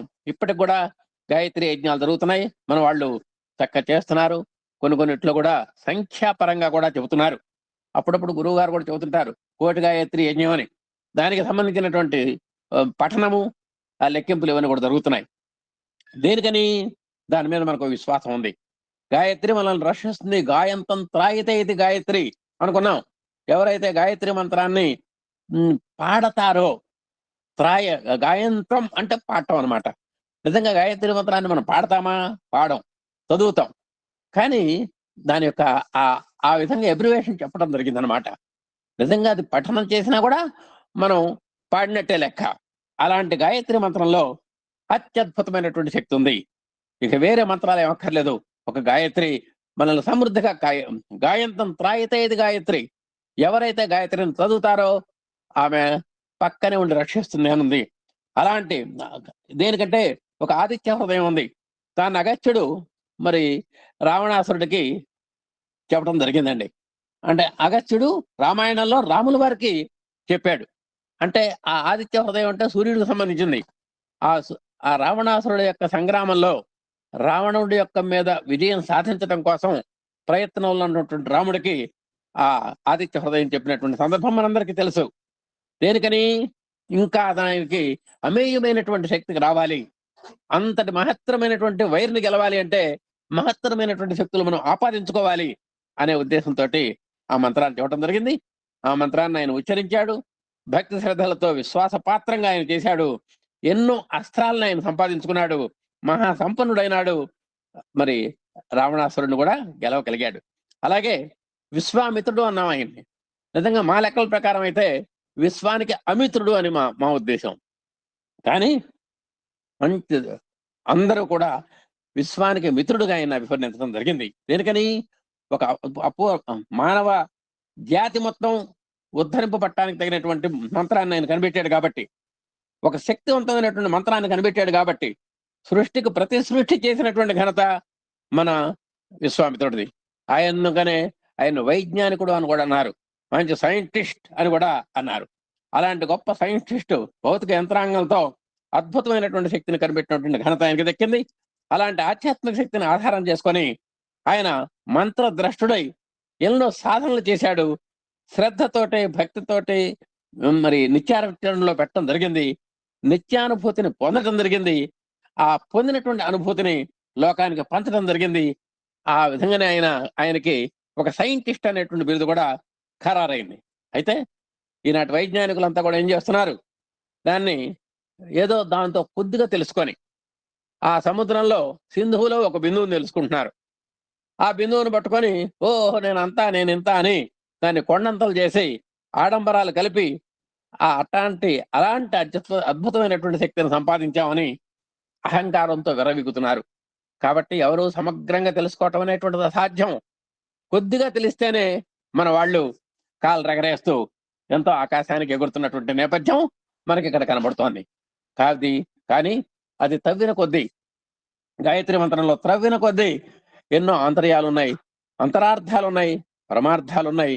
దాన్ని సాక్షాత్కారం చేసుకునేటువంటి అమోఘమైనటువంటి శక్తి దాంట్లో ఉన్నది. దానికోసం మనం ప్రయత్నాలు చేయాలి తప్ప ఆడంబరాలు దొరికి మనం పోకూడదు. కాబట్టి ఈ విధంగా ఆడంబరాలు నిజంగా మంచిది కాదు. మనం ఎప్పుడు కూడా వినయ విధేయతలై ఉండాలి. ఇంకా ఎన్నో తెలుసుకోవాలనేటువంటి తాపత్రయం మనలో ఉండాలి. కాబట్టి అప్పుడే మనలో మన మానవ ప్రయత్నంతో పాటు దైవీ శక్తులు కూడా కూడగట్టుకొని మనకు ఎన్నెన్నో అనుగ్రహింపబట్టడానికి అవకాశం ఉంటుంది. అలాంటి అనుగ్రహాన్ని ఉన్నప్పుడే మనం ఆ గాయత్రి మంత్రాన్ని సాధ్యపడుతుంది అని తలచినటువంటి వాడు విశ్వామిత్రుడు అండి. ఆయనకు మించినటువంటి సైంటిస్ట్ లేడు అసలుకు. కానీ ఇంతటి విశిష్టమైనటువంటి సంపన్నుడు, విశాలమైనటువంటి హృదయం కలిగిన వాడు అయినటువంటి విశ్వామిత్రుణ్ణి భారతీయుడు అయినప్పటికీ కూడా మహర్షులు మరి ఆయన్ని పెద్దగా స్మరించట్లేదు. ఆయనకి పెద్దగా మరి ఏమాత్రం కూడా విలువనివ్వట్లేదు.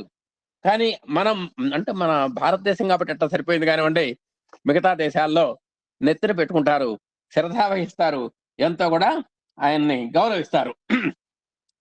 మనం మాత్రమే గుర్తిస్తున్నాం, కానీ విదేశీయులను విశ్వసించి వారు ఎన్నో చక్కగా వర్ణిస్తున్నారు.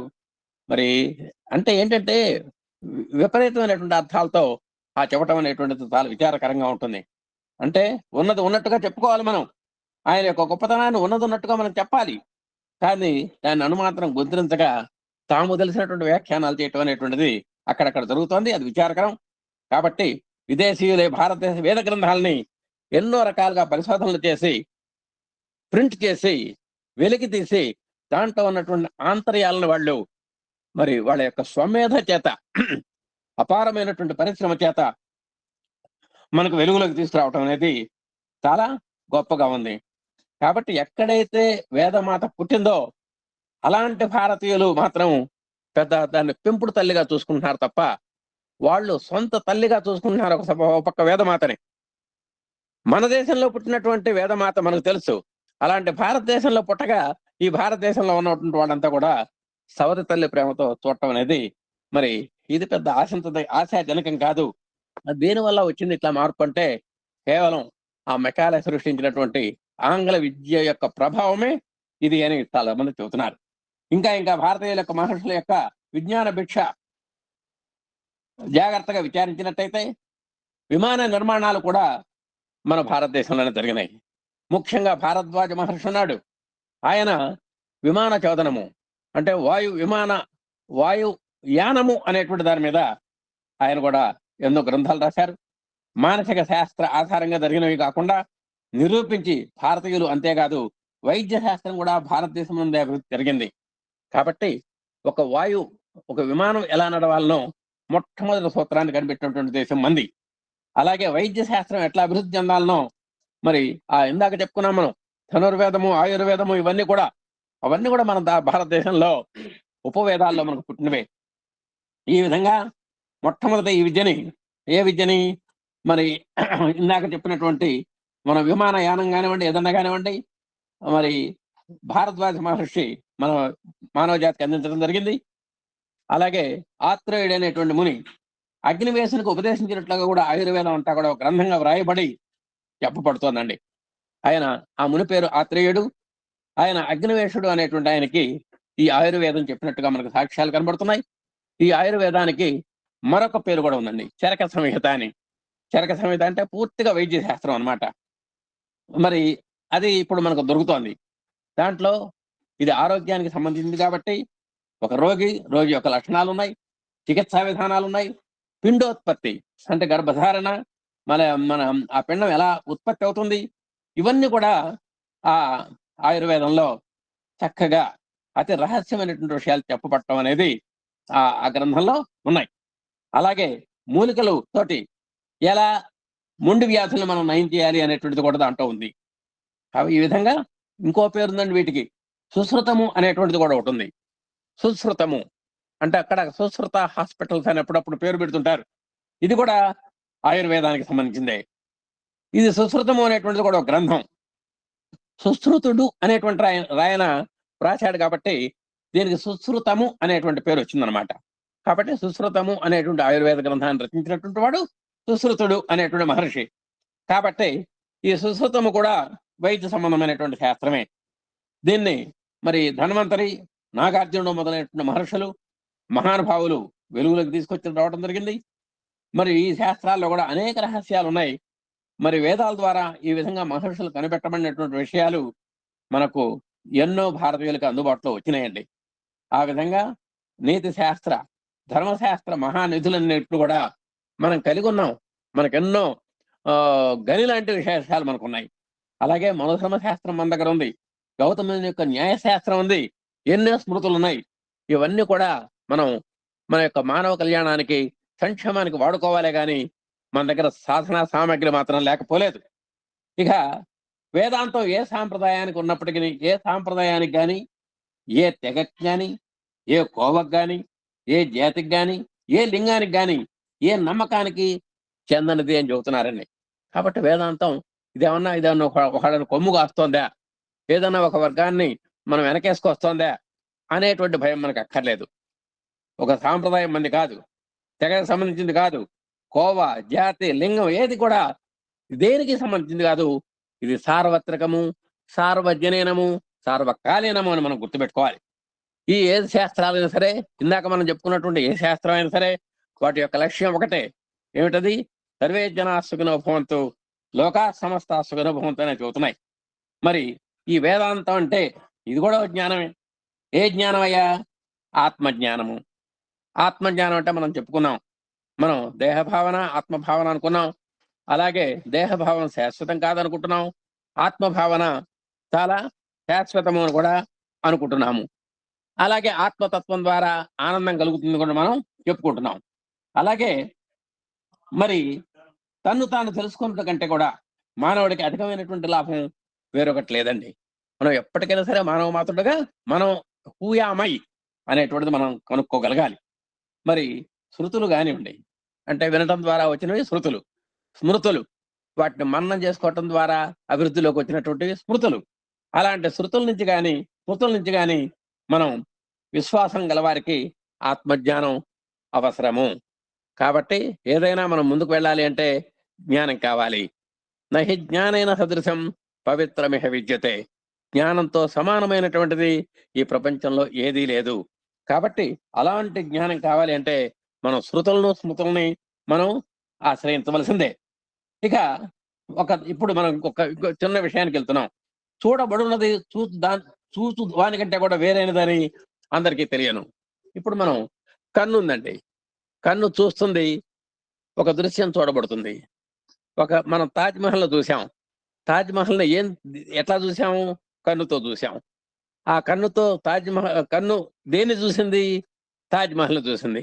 ఇప్పుడు కన్ను ఏమో చూచేది, ఆ తాజ్మహల్ ఏమో చూడబడేటువంటి వస్తువు అనేటువంటి విశేషంలోకి వస్తే మనం ఒక్కసారి మనం ముందుకెళ్దాం. ఈ చూతున్నట్టు తానెవరు? ఆకారాదులు కలిగినటువంటి శరీరము కన్నుగా ఉన్న ఒక ఇంద్రియముచే కనుగొనబడుతున్నది. నిజంగా కన్ను మనకున్నప్పటికీ ఆ కన్నుతో మన శరీరాన్ని మొత్తాన్ని చూడగలుగుతున్నాం.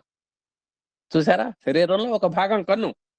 కానీ మన కళ్ళను, మన చేతులను చూస్తున్నాం, మన పాదాలను చూస్తున్నాం, మన పొట్టను చూస్తున్నాం, మన యొక్క అంటే వెనక భాగం తప్ప చాలా శరీరంలో ఉన్నటువంటి అంగాలన్నింటినీ కూడా మనం చూస్తున్నాం. కన్ను శరీరమునే కాదు, ఎదుటినున్నటువంటి ప్రతి వస్తువుని, వ్యక్తిని, క్రిమికీటకాదులను కూడా చూస్తోంది. మనల్నే కాదు, తను ఏ శరీరంలో ఉన్నదో ఆ శరీరాన్ని చూస్తోంది, దానికి ఎదురుగా ఉన్నటువంటి వస్తువుని చూస్తోంది, ఇంకా ఎక్కడెక్కడో ఆకాశంలో విహరిస్తున్నటువంటి క్రిమికీటకాలను చూస్తోంది. ఈ కనబడినటువంటి వస్తువులు, శరీరం కూడా ఒక వస్తువు కనుక ఈ శరీరం తాను ఎట్లా గుర్తుంది? కాబట్టి శరీరంలో కన్ను అన్నీ చూడగలుగుతోంది, శరీరాన్ని చూస్తోంది, వస్తువును చూస్తోంది, అన్ని విశేష వస్తువులు, క్రిమికీటకాదులను కూడా చూస్తోంది. కాబట్టి కన్ను ఈజ్ నాట్ శరీరము అనేటువంటిది మనం గమనించాలి. మరి అట్లయితే ఏమిటిది? అగ్ని వస్తువులను కాలుస్తూ ప్రకాశిస్తోంది. ఇంకో చోటకి వెళ్ళాం, ఇప్పుడు కన్నును అట్లా ఇందాక విచారించాం, ఇప్పుడు అగ్ని దగ్గరికి వచ్చామండి. ఇప్పుడు అగ్ని వేరు అంటే కాల్చేది వేరు, కాల్తబడేది వేరు అనేటువంటి విషయంలో మనకు మళ్ళా చెబుతున్నారు. అగ్ని వస్తువుల్ని కాలుస్తూ ఉంటుంది, ప్రకాశింపజేస్తూ ఉంటుంది. అయితే కాల్తబడేటువంటి, ప్రకాశింపజేసేటువంటి వస్తువుల కంటే అగ్ని వేరు కదా. మరి ఎదురుగా చెత్తను తగలబెట్టాం, చెత్త తగలబడుతోంది, ఏదో ఇల్లు తగలబడుతోంది. ఆ తగలబడేటువంటి వస్తువు వేరు, తగలబెట్టింది వేరు. తగలబెట్టింది అగ్ని, తగలబడేది ఇల్లు అనేటువంటిది మనం ఇక్కడ చేయాలి. కాబట్టి కాల్తబడేటువంటి, ప్రకాశింపజేసేటువంటి వస్తువు దీనికంటే వేరుగా ఉంటుంది. కాల్తబడేటువంటి వస్తువు వేరు, కాల్తున్నటువంటి అగ్ని వేరు అని తెలుసుకున్నటువంటి వారు ఎవరు? అదే ఆత్మ. అట్లానే నువ్వు కూడా, నువ్వు వేరు, నీ దేహం వేరు, నీ యొక్క ఆత్మ వేరు అనేటువంటి విషయాన్ని నువ్వు తెలుసుకోగలగాలి. ఇదే ఆత్మతత్వం అంటే. ఇదే ఆత్మ. అగ్ని కట్టెనంతా కూడా వ్యాపిస్తున్నట్టుగా ఆత్మ శరీరం అంతా కూడా వ్యాపిస్తూ ఉంటుంది. ఆ అగ్ని కాల్చేటప్పుడు ఏం చేస్తుంది? అణువణువు కాల్చి పారేస్తుంది తన ఎదురుగా ఉన్నటువంటి వస్తువుని. అలాగే ఆత్మ కూడా తాను ఏ శరీరాన్ని అయితే ఆధారం చేసుకుందో ఆ శరీరాన్ని మొత్తాన్ని ఆక్రమించి ఉంటుంది. అంటే శరీరం మొత్తం కూడా వ్యాపించి ఉంటుంది. శరీరంలో ప్రతి అణువును కూడా చైతన్యపరుస్తూ ఉంటుంది అనేది ఇక్కడ మనం చాలా జాగ్రత్తగా గమనించాలి. తర్వాత ఇక రాత్రి ఇంట్లో రాత్రిపూట అనుకున్నామండి ఇంట్లో, ఇది ముళ్ళు అన్నాం, ఇది గిన్నె అన్నాం, ఇది తట్ట అన్నాం. రాయలసీమలో తట్ట అంటే కంచం. ఇది తెలుపు అన్నాం. ఇది తెలుపు పనిముట్టు దీపము, ప్రకాశము. రాత్రిపూట అన్నీ కనబడుతున్నాయండి ఇంట్లో. దానికి మనం ఎట్లా కనుక్కోగలిగాము? దాన్ని దేని వల్ల కనుక్కోగలిగాం? మనం దీపం ద్వారా కనుక్కోగలిగాం. అంటే దీపం యొక్క వెలుతురులో ఇది ముళ్ళు అన్నాం, ఇది గిన్నె అన్నాం, ఇది తట్ట అన్నాం. అలాగే కన్ను, ఇల్లు, ముళ్ళు, పళ్ళు ఇలాంటి తెలిపేటువంటి పనిముట్టు మాత్రమే. కాబట్టి కన్ను ఏం చేస్తుందంటే, ఏమయ్యా ఇదిగో ఇల్లు ఉంటుంది, ఇది పళ్ళు ఉంటుంది, ఇది కంచం ఉంటుంది, ఇది మంచం ఉంటుంది తప్ప వాటిని తెలియజేసేటువంటి వస్తువు మాత్రమే. ఇది ఆత్మ కాదు. పొరపాటున కూడా శరీరంలో ఏ ఇంద్రియం కూడా ఆత్మ కాదని గుర్తించాలి. దీపము లేక కన్ను, కన్ను లేక దీపము, ఇల్లును గాని, ముళ్ళును గాని, గిన్నెను గాని, తట్టను గాని చూడలేవు. కాబట్టి ఒక దీపం ఉంది, కన్ను ఉంది. కేవలం కన్నున్నా చూడలేము. దేనికని అక్కడ చీకటి ఉంది. పోనీ కేవలం దీపం ఉంటే చూస్తుందా? దీపం చూడలేదు. కాబట్టి కన్ను కావాలి, మరి అప్రకాశం కూడా కావాలి. కాబట్టి కన్ను అనేటువంటి పనిముట్టు లేక దీపము, దీపము అనేటువంటి పనిముట్టు లేకుండా కన్ను, ఏది పని జరగదు. రెండు ఉండాల్సిందే. కాబట్టి రెండో ప్రకాశం యొక్క పనిముట్లే. ఒక వస్తువును కనుక్కోవాలంటే కన్ను ఉండాలి, అక్కడ చీకటి కాబట్టి దీపం కూడా ఉండాలి. పనిముట్లుగా ఉన్నటువంటి తనకన్నే తన దేహం కూడా చూస్తున్నది. కాబట్టి చూచే కన్ను పనిముట్టు అయినప్పుడు చూడబడేటువంటి దేహం మాత్రము పనిముట్టు కాక ఏదవుతుంది? కాబట్టి ఆ చూచేది పనిముట్టే, చూడబడేది కూడా పనిముట్టే. ఈ రెండిట్లో ఆత్మభావన లేదు, దేహ భావన తప్ప అనేటువంటిది మనం ఇక్కడ స్థూలంగా గమనించాలి. ఇక లోకంలో చూడండి, ఎన్నో వింటాం, తింటాం, చూస్తాం, వాసనలు చూస్తాం. అవన్నీ కూడా ఇంద్రియాలే. మనకు పంచతన్మాత్రలు ఉన్నాయి. శబ్ద, స్పర్శ, రూప, రసగంధాలు ఇవన్నీ కూడా మనకి ఇవ్వబడినటువంటి జ్ఞానేంద్రియాల ద్వారా, జ్ఞానేంద్రియాలకు ప్రతినిధులు. శబ్దము, స్పర్శము, రూపము, రసము, గంధము జ్ఞానేంద్రియాల యొక్క లక్షణాలు ఇవి. తత్ మాత్రలు అన్నాం. తత్ లక్షణములు ఆ జ్ఞానేంద్రియ యొక్క లక్షణాలు. అక్కడ స్పర్శ ఉంటే మనం చర్మాన్ని గుర్తుకు తెచ్చుకుంటున్నాం. అక్కడ రూపం కనబడిందంటే మన కన్ను యాక్టివేట్ అయినట్లు లెక్క. కాబట్టి ఇవన్నీ కూడా ఇంద్రియాలే కానీ ఆత్మభావన కాదు. చూచేటువంటి కన్ను పనిముట్టు అయినప్పుడు మిగిలిన 4 ఇంద్రియములు కూడా పనిముట్లే. కాబట్టి చూచేటువంటి కన్ను ఇందాక పనిముట్టు అని తెలుసుకున్నాం, చూడబడేది కూడా పనిముట్టు అని తెలుసుకున్నాం, ఆత్మ కాదు అని తెలుసుకున్నాం. కాబట్టి ఆ జ్ఞానేంద్రియాలన్నీ కూడా కేవలం పనిముట్లే, వాటి పని అవి చేస్తూ ఉంటాయి. కాబట్టి ఆ విధంగా పనిముట్లైనటువంటి ఇంద్రియాలని మనం అధీనంలో ఉంచుకోవాలండి. మన మనస్సు, మనం వాటినన్నిటిని కూడా మన కస్టడీలో పెట్టుకోవాలి. లేకపోతే వాటి ఇష్టం వచ్చినట్టు అవి పరిగెత్తూ ఉంటాయి. ఇక ఆలోచింపగలిగినటువంటి విషయం ఇది కేవలం దీపం వంటిది. ఇక మీ బుద్ధి మాత్రం ఒక దీపం లాంటిదిగా మనం గమనించాలి. కాబట్టి ఇంతకీ ఆ దీపం గాని, నీ యొక్క కన్ను గాని ఆత్మ కాదు అనేటువంటిది మనం నిర్ధారణ చేసుకోవాలి. ఇక మనకు అందించినటువంటి మనం విషయాలను బట్టి బుద్ధి ఇది నిశ్చయించు ఉపకరణం మాత్రమే. ఇక బుద్ధి ఉన్నది, దానికి వివేచనా శక్తి ఉన్నది. మనసు ఏదో సంకల్పిస్తుంది, ఇది కాదు అంటుంది, కాసేపు అవును అంటుంది. ఆ రెండింటినీ తర్జన భర్జన చేసి రైట్, దిస్ ఈజ్ రైట్ అని ఒక నిర్ణయాత్మకమైనటువంటి విషయాన్ని తీసుకునేటువంటి దాన్ని మనం బుద్ధి అంటారని ఎప్పుడూ తెలుసుకున్నాం. కాబట్టి అది కూడా ఒక ఉపకరణమే. కాబట్టి ఒక చిన్న ఉదాహరణ ఏంటంటే, పదునైనటువంటి కత్తి ఉందండి. అది ఎంత పదునైనటువంటి కత్తి అయినప్పటికీ తనకు తాను స్వయంగా ఏ పన్నును కోయలేదు. నిజంగా కరెక్ట్ గా కత్తి ఉంది. ఆ కత్తిని అక్కడ టేబుల్ మీద పెట్టాం, పక్కనే యాపిల్ పండు పెట్టాం. కత్తి కత్తిగానే ఉంటుంది, యాపిల్ పండుగానే ఉంటుంది. కానీ అంటే ఏమిటి, అక్కడ ఎంతటి చిన్న తాడైనా సరే, ఎంత చిన్న తాడునైనా సరే కోయలేదు కదండి. పండును కోయలేదు, తాడును కోయలేదు. అది ఒకరి చేతిలో చేరినప్పుడే ఆ పనులు చేయగలదు. కాబట్టి ఆ కత్తిని వినియోగించేటువంటి వాడు ఒకడు కావాలి. కేవలం కత్తి ఉన్న పని జరగదు, కేవలం పండున్న పని జరగదు. ఆ కత్తిని వాడేటువంటి వాడు కావాలి. అదేవిధంగా బుద్ధి కూడా ఉన్నది, అది కూడా కత్తి వంటిదే. ఇది ఆత్మలోని యొక్క ఆత్మ చేతిలోని పనిముట్టు మాత్రమేనని, కానీ ఆత్మ కాదు. దీని చేత పని చేయిస్తుంటుంది ఆత్మ. కాబట్టి ఆత్మ ఎలా చెబితే అలా బుద్ధి నడుస్తూ ఉంటుంది.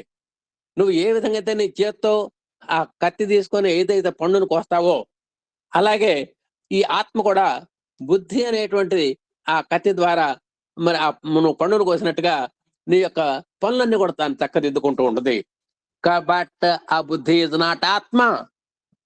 ఆత్మ చేతిలో ఉన్న పనిముట్టే కానీ అది నిజంగా మనకు ఆత్మ కాదు.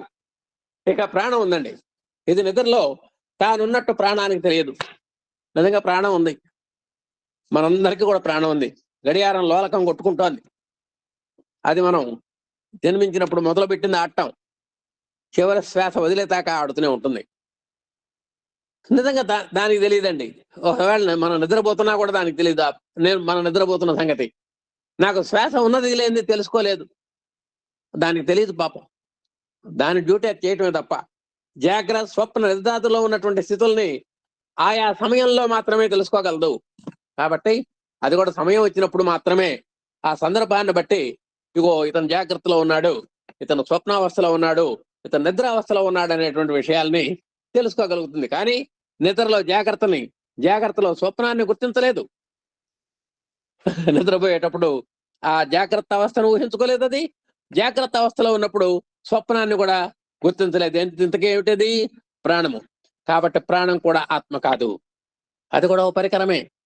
నిద్రలో ప్రాణము జ్ఞానరహితమై పట్టుబడుతున్నది. ఇంద్రియముల యొక్క నిద్రలో పనిచేయక ఊరకుండటి చేత ప్రాణము చైతన్యము లేనట్లు కానవచ్చును. కాబట్టి ఆ జాగ్రత్త అవస్థలో చైతన్యంతో ఉంటుంది, మరి నిద్రావస్థలో అది చైతన్యం లేనట్టుగా కనబడుతుంటుంది. మరి కాబట్టి ఇవి కూడా పనిముట్లే కానీ ఆత్మే కాదండి. కాబట్టి దొర పని చేస్తుంటే బట్లు ఊరకు కూతుంటారా? కాబట్టి ఆ అధీనమైనటువంటి ఆ ప్రాణం చూశారు, తన యొక్క ఆత్మ అక్కడ యజమాని. ఆ ఆత్మ చెప్పినట్టు చేయాల్సిందే తప్ప ఆత్మ అవేర్నెస్ లో ఉంటే ఈ పనిముట్లైనటువంటి ఈ ఇంద్రియాలు కూడా ఆ విధంగా అలర్ట్ లో ఉంటాయి. ఇక నేను దగ్గరికి వద్దామండి. ఈ నేను ఎట్లా వస్తుందంటే, నేను అనేటువంటి పదాలు రెండు ఉన్నాయండి. చూసారా? ఒకటి అహంకారం, దీన్నే దేహాత్మ, ఇది బయట కలిగినటువంటి నేను. ఇప్పుడు అహం అని ఉంది ఒకటి సంస్కృతంలో ఒక పదం, అహం బ్రహ్మాస్మి అంటాం. అందుట్లో నేను బ్రహ్మనై ఉన్నాను అని అర్థం.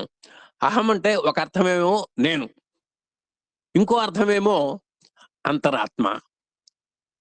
ఒకసారి మన ఒక రాజుగారు అడిగారు కదా, నేను స్వర్గానికి పోతానా, స్వర్గానికి ఎవరు పోతారు అంటే, నేను పోతే పోతానండి అన్నాడు ఒక ఆయన. అందరికి ఆశ్చర్యం వేసింది. నేను పోతే పోతాను అంటే మిగతా వాడు స్వర్గానికి వెళ్ళేటువంటి అర్హత లేదా అంటే, అక్కడ నేను అంటే అక్కడ ఆత్మ అని అర్థం అనమాట. కాబట్టి ఒక అర్థం అహంకారము, ఒక అర్థం అంతరాత్మ లేక ప్రత్యేగాత్మ, దానికి మరొక పేరు అనమాట. ఇది లోపల కలిగినటువంటి నేను ఏది? ఈ అంతరాత్మ అనేటువంటిది. ఈ రెంటికి భేదం తెలియని వాడు అహంకారమే అనగా దేహాత్మనే నేను అని అనుకుంటున్నాడు. ఇప్పుడు మనమంతా ఏమనుకుంటున్నామంటే, ఆ ఆత్మభావన లేనటువంటి వాళ్ళంతా కూడా దేహాత్మ భావనతో ఎవరైతే మిడిసిపడుతూ ఉంటారో వాళ్ళు నేను అంటే దేహమే సర్వస్వము అని భావిస్తూ ఉంటారు. ఇది నిజమేనా? నిజం కాదు. అదే ఆత్మ కాదు కదా. దేహం పనిముట్టు అయినందున పదార్థం ఎట్లు దృశ్యమో దేహాత్మైనటువంటి అహంకారం కూడా దృశ్యమే. కాబట్టి మనకు స్పష్టంగా ఒక ఆత్మకు భిన్నమైనటువంటి దేహం ఎలా అయితే కనబడుతోందో, ఆత్మ తను ఆశ్రయించినటువంటి దేహాన్ని చక్కగా ఎలా చూస్తోందో, ఎలా చోదనం చేస్తోందో, ఎలా ప్రచోదనం చేస్తోందో ప్రతి యాక్టివిటీ చేయటానికి, అలాగే ఈ నేను కూడా, ఈ బాహ్యమైనటువంటి నేను కూడా, ఇది కూడా అందరికీ కనబడేదే. ఈ అహంకారం స్వప్నంలో ఉండదు, నిద్రలో ఉండదు. త్రికాలాభాజ్యం సత్యం. ఆ నిజంగా ఆ ఆత్మ అనేటువంటిది, మన దేహంలో ఉన్నటువంటి ఆత్మ త్రికాల అబాధ్యము, 3 కాలాల్లోనూ ఎక్కడ బాధింపబడేది కాదు. నిత్యము, సత్యము, అన్ని కాలాల్లో కూడా ఉంటుంది.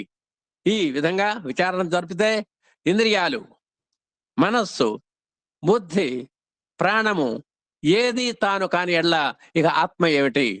ఇప్పుడు చేసినటువంటి మన విచారణలో మనస్సు ఆత్మ కాదనుకున్నాం, బుద్ధి ఆత్మ కాదనుకున్నాం. అది కూడా బుద్ధి ఆత్మ కస్టడీలోనే పనిచేస్తుంది. మనసు కూడా ఆత్మ చెప్పినట్టే వింటుంది. ప్రాణం కూడా ఇప్పుడు మనం గమనించాం, అది కూడా ఆత్మ పరిధిలోనే పనిచేస్తూ ఉంటుంది. ఇక ఇవి ఏమీ కానప్పటికీ ఆత్మ ఏమిటయ్యా అంటే, ఈ ఆత్మ ఎవరని మీలో సందేహం కలగవచ్చును.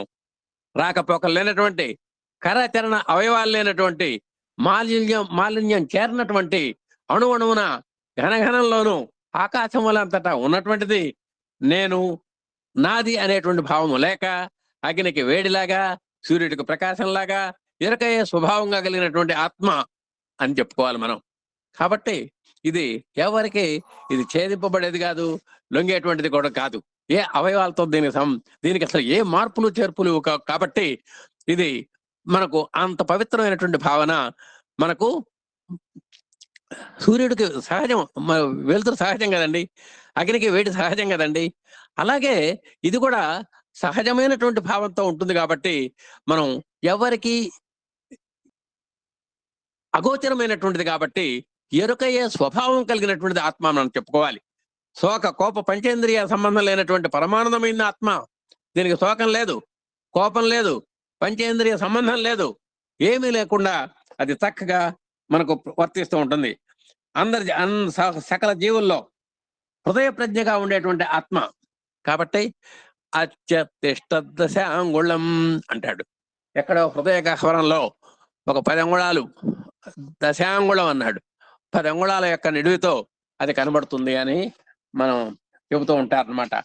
హృదయం అనేటువంటి గహ్వరంలో, పవిత్రమైనటువంటి హృదయంలోనే ఆత్మ చక్కగా అంగుష్ట మాత్రంగా, ఒక్కోసారి అంగుష్ట మాత్రములు కూడా అంటుంటారు. మరి ఒక బ్రొటన వేలు ఎంత ఉంటుందో అంత ఉంటుంది ఆత్మ అని కూడా, అది కూడా కనపడేదేం కాదు. కాబట్టి దృశ్యలందు దృక్కుగా చూడబడేటువంటి వస్తుజాలం నందు చూసువాడే ఆత్మ. కాబట్టి ఇది ఒక కన్నుతో దృశ్యాన్ని ఏ విధంగా అయితే చూస్తుంటామో ఆత్మ కూడా దేహం చేసేటువంటి పనులన్నీ కూడా వస్తు జాలాలను మొత్తం కూడా చూస్తూ ఉంటుంది. ఇక మనకు కర చలనాదులు ఉన్నాయి, అంటే కాళ్ళు చేతులు ఉన్నాయి, వాటి సహాయంతో చూస్తూ ఉంటాం, వింటూ ఉంటాం, తింటూ ఉంటాం, ఈ విధంగా చెబుతూ ఉంటాం. అలాంటి వాడు ఎవడైనా సరే కేవలం దీపము వంటి వాడే గాని ఆత్మస్వరూపుడు కాడు. అంటే ఆత్మ యొక్క చోదన వల్ల, అంటే ఆ ఆత్మ మరి మనం కర్రతో ఇందాక చేత్తో ఆ చాకుతో పండు కోసినట్టుగా ఆత్మ కూడా ఆ కన్ను ద్వారా వస్తువులను చూస్తోంది, చెవి ద్వారా ఆ సంగీతాన్ని వింటోంది, చర్మం ద్వారా ఆ స్పర్శను కనుక్కుంటోంది. వీటన్నిటికీ హెడ్ అది ఆత్మే. కాబట్టి అలాంటి ఆత్మస్వరూపుడు అంటే దీపం వంటి వాడే కానీ ఆత్మస్వరూపుడు కాడు. ఇవన్నీ కూడా ఆత్మ అల్పద్రష్ట గాని, క్రమద్రష్ట గాని, అద్రష్ట గాని, అన్యదాద్రష్ట గాని కాదు. ఈ పదాలు మనం జాగ్రత్తగా చూసుకోవాలి. అల్పద్రష్ట అంటే తక్కువగా చూస్తే, అంటే సామాన్యమైన చూపులు కందేది కాదు అది. క్రమద్రష్ట ఒక క్రమంగా చూసినా కూడా అది తెలియదు. అద్రష్ట అసలు కనబడేది కాదు ఒక్కోసారి. అన్యదాద్రష్ట వేరుగా కనబడేది కాదు. అంటే ఇది నువ్వు ఏ విధంగా ఊహించుకోవడానికి అవకాశం లేదు. ఈ బుద్ధి చంద్రుడి వంటిది అయినప్పటికీ స్వప్రకాశం కాదు. ఇంకా చంద్రుడిలాగా ప్రకాశిస్తూ ఉంటుంది, అంత దేదీప్యమానంగా తేజవంతంగా ఉంటుంది, కానీ ఇట్ ఈజ్ నాట్ చంద్ర. దానికి సూర్యుడు వంటి ఆత్మ అతి సమీపమునందున్న అది ఆత్మలో కలిగే వీలున్నది. కాబట్టి ఆ సూర్యునికి వెడరానటువంటి తేజం అయితే ఎట్లా ఉంటుందో, సూర్యుడు సూర్యకాంతి ఎలా పోల్చుకోవాలనో ఆ ఆత్మ ప్రకాశం కూడా మనం అలా పోల్చుకోవాలి అని చెబుతున్నారు. ఇక అక్క చెక్క చక్కగా చూడండి, లక్క చెక్క చక్కగా అంటుకుంటున్నాయి, బుద్ధి ఆత్మ అట్టవి కావు. ఇది దేనితో సంబంధం లేదు. ఇది అభ్యాసంతో మాత్రం కలిసేది కాదు. ఇది సూర్యుడు ఇతర వస్తువుల యొక్క సాన్నిధ్యాన్ని బట్టే సూర్యుడు జగత్యచ్చు అని పేరు వచ్చిందండి. సూర్యుడు రవికాంతనిదే కవికాంతున అని అన్నారు కదా. కాబట్టి సూర్యుడు చూడనటువంటి ప్రదేశం లేదు. ఆయన యొక్క సూర్యకిరణాలు ప్రతి చోటకు కూడా వెళుతూ ఉంటాయి. అలాగే ఆత్మ కూడా అంతేనండి. ఆత్మ కూడా సూర్యుడికి జగత్యక్షు అనే పేరుంది. అలాగే ఆత్మకు కూడా అలాంటి కెపాసిటీ ఉంది. సూర్యునికి నేను అని కానీ, నాది అని కానీ, నా కోరిక కానీ లేదు ఆయనకి. అంతా కూడా సర్వజ్ఞుడు ఆయన, సర్వవర్తి, సమవర్తి అంటారు ఆయన్ని. ఇక సాన్నిధ్యం మాత్రాన్ని చీకటి పోయి వెలుగునిచ్చి సర్వము ప్రకాశించడం వల్ల అతడు ప్రకాశితుడైనాడు. సూర్యుడు ఎక్కడైతే వచ్చాడో ఇక అక్కడ చీకటి ఉండదు. కాబట్టి ఈ కర్తృత్వ రూపం అనేటువంటిది ప్రకాశత్వానికి లేదు, ఒక సూర్యుడికి మాత్రమే ఉంటుంది. అలాగే ఆత్మకు మార్పులు గాని, కూర్పులు గాని, చేర్పులు గాని పొరపాట్లు కూడా ఉండవు. ఆత్మకర్త ఎటువంటి తగునో సూదంటరాయి కర్తత్వం ఎట్లా తన దాపున చేరిన సూదిని కదులుతును. కాబట్టి సూదంటరాయి కూడా కర్తృత్వం ఎట్లా ఉంటుంది? ఉండదు. కాబట్టి మన ఆత్మ కూడా ఇది కర్త అంటే ఆత్మేనండి. అది ఇక ఆత్మ ఉన్నదా లేదా అనేది ఒక ప్రశ్న. ఇది మనకు కనబడదు కదా, కనబడదు. అగోచరము, అవాంగ్మానస గోచరము అంటే వాక్కుకు కానీ కళ్ళకు కానీ ఇది అందేటువంటిది కాదు. మరి ఇది ఉందా లేదా, ఉంటే ఎట్లా ఉంటుంది, ఏ ప్రమాణంలో ఉంటుంది అనేది కనుక జాగ్రత్తగా మరి ఆత్మ ఉన్నదనడానికి ప్రమాణంతో పని లేదు, ఎవరు చెప్పక్కర్లా. మనం ఏదైనా కావాలంటే తస్మా శాస్త్రం ప్రమాణంతే అన్నాడు గీతలో. నువ్వు ఏది కావాలన్నా నీకు ప్రమాణం ఉందయ్యా అన్నాడు. కానీ దీనికి ప్రమాణం మనం అడగటానికి అవకాశం లేదు. ఆత్మయే ప్రమాణాధీనుడై ప్రమాణములతో సాధింపబడేటువంటిది. ఇదే మనకు ప్రమాణం తప్ప దీనికి ప్రమాణం ఏం లేదు. కాబట్టి ఆ ఆత్మ అనేటువంటి ప్రమాణాన్ని మనం ఉపయోగించి మనం ఏదైనా సరే మనం అన్వేషణ చేయాల్సిందే తప్ప, పోని ఆత్మనే ఆత్మ కలదని చెప్పుటకు వేదమే ప్రమాణమని కొందరు చెప్పుదురు. కొందరు ఏమంటే మిగతా వాటికి మళ్ళీ ఆత్మకు కూడా సర్వశాస్త్ర ప్రమాణం ఉందని చెప్పినప్పటికీ కొందరు వేదం చేత కూడా ఆత్మ సాధింపబడదని చెప్పవచ్చును. అది కూడా ఒక్కోసారి కుదరదు అన్నారు. ఆత్మ అన్నను ఒకటే. తెలుపులో చూడండి, వేదం ప్రమాణం కావచ్చును, కానీ స్వయం సాక్షి అయినటువంటి ఆత్మకు వేద ప్రమాణాలు లేవు. కాబట్టి వేదం అన్ని చెప్తుంది, కానీ ఒక ఆత్మ కూడా అది కూడా వేద ప్రమాణం స్పష్టంగా చెప్పలేకపోతోంది. దేనికని? అదే వేద పురుషుని యొక్క తత్వం కాబట్టి. శాస్త్ర ప్రమాణాలు ఎన్నో చూసాం. ఉత్సాహం, సాహసం, ధైర్యం, సద్బుద్ధి, శక్తి, పరాక్రమం అనేటువంటి 6 సుగుణాలు ఎక్కడైతే ఉంటాయో సాక్షాత్ అక్కడ భగవానుడు ఉంటాడు అని మనం తెలుసుకున్నాం. అంటే షణ్మిత్రులు ఎక్కడైతే ఉంటారో అక్కడ ఆ 7వ వాడైనటువంటి భగవంతుడు కూడా ఉంటాడు అని మనకు రుద్రంలోనూ ఎన్నోసార్లు వచ్చింది. కాబట్టి ఇలాంటి గుణాలన్నీ ప్రబోధించడం కోసం గణపతి పూజ అనగా ప్రారంభం. ఇది నిజంగా మరి ఇవన్నీ కనుక్కోవటం ఎట్లాంటిది అంటే, మనం గణపతి పూజ చేయటం లాంటిదే అని చెప్తున్నారు. పిరికి పందులకు ఆధ్యాత్మ క్షేత్రంలో తోటే లేదు. అసలు కొంతమంది ఏమి అన్నోన్ ఫెలోస్ ఉంటారు, వాళ్ళు కూడా ఏదో మాట్లాడుతూ ఉంటారు తెలిసినట్టుగా. అసలు వాళ్ళకి అవకాశమే లేదు. దుర్జనులు దృఢ విశ్వాసం లేని వాళ్ళు కాబట్టి వాళ్ళు అసలు ఏం ఆత్మల గురించి మాట్లాడడానికి అవకాశం లేదు. సందేహస్తులు 7 ముఖం గలవారు. ఇక సంశయాత్మ వినశ్యత అని మనందరికి వైద్యులకు శిష్యులుగా ఉండవలసినటువంటి వాళ్లే, కానీ యోగులు ఎన్నటికీ కానేరరు. కాబట్టి వీళ్ళు కాంపౌండర్సే కానీ వైద్యులు కారు. జ్ఞానికి అజ్ఞానికి ఇదే భేదము, ప్రహసన్నివ భారత అని మనకు గీతలో ఉందండి. ఆ కృష్ణుడు ఆనంద అతిరేకంతో నవ్వుతూ పలుకుట, అర్జునుడు దుఃఖాకులుడై వినుట, జ్ఞాని ఎల్లప్పుడూ నవ్వుతాడు, అజ్ఞాని ఎప్పుడు ఏడుస్తుంటాడు. కాబట్టి అలాంటి దుఃఖితుడైనటువంటి నరుణ్ణి ఒక చిరునవ్వు నమ్మించగలిగినటువంటి బోధ చేయగలిగాడు గీతాచార్యుడు. అందుకని ప్రహసన్నివ అన్నాడు. అలాంటి వాడిని కూడా నవ్వేలాగా చేశాడు. దేనికని? అతనికి ఉన్నటువంటి అజ్ఞానాన్ని పోగొట్టాడు. కాబట్టి ఆత్మ విచారానికి ఆశ్రమ ధర్మాలు కూడా ఎన్నో ఉన్నాయిటండి. అవి కూడా కావాలి అని చెబుతున్నారు. ఆశ్రమ ధర్మ జ్ఞానం స్వార్జితం. నెక్స్ట్ ఎపిసోడ్ లో చెప్తారు కనుక. అలాగే సార్. సాయిరామ్ సార్. మరి మన గురువు గారు ఎమ్మెల్యే గారు మేము చెయ్యి కలుపుకొని చేదోడు వాదోడుగా ఈరోజు సత్యసాయి వాహినిలో 23వ చాప్టర్ నిత్య సత్యములు, వీటిని ఆణిముత్యములు కూడా అంటాం. అలాంటి నిత్య సత్యములు ఆణిముత్యాలు అయినటువంటి అంటే కేవలం ఆత్మ విచారణ అంటాం. ఇందాక లోగడ చాప్టర్ కూడా ఆత్మ విచారణే. ఇక్కడ కూడా స్థూలంగా మనం ఆలోచిస్తే అంత కూడా ఆత్మ విచారణ జరుగుతోంది. దాంట్లో ఎన్నో విశేషాలు కూడా, ఇంద్రియాలు, మనస్సు, బుద్ధి ఏ స్థాయిలో ఉంటాయి, ఏం చేస్తున్నాయి, ఒక్కోసారి వాటిని భ్రమపడుతున్నాం అనేటువంటి విషయంగా ఎన్నో విశేషాలు తెలుసుకోవడానికి అవకాశం ఉంది. మరొక ఎపిసోడ్ లో మనం మిగతా భాగం తెలుసుకోవడానికి ప్రయత్నం చేద్దామండి. ఇంత మధురైనటువంటి అనుభూతులు గురువు గారు మాతో పంచుకున్నందుకు వారికి హృదయపూర్వకమైనటువంటి ధన్యవాదాలు తెలియజేస్తున్నాం.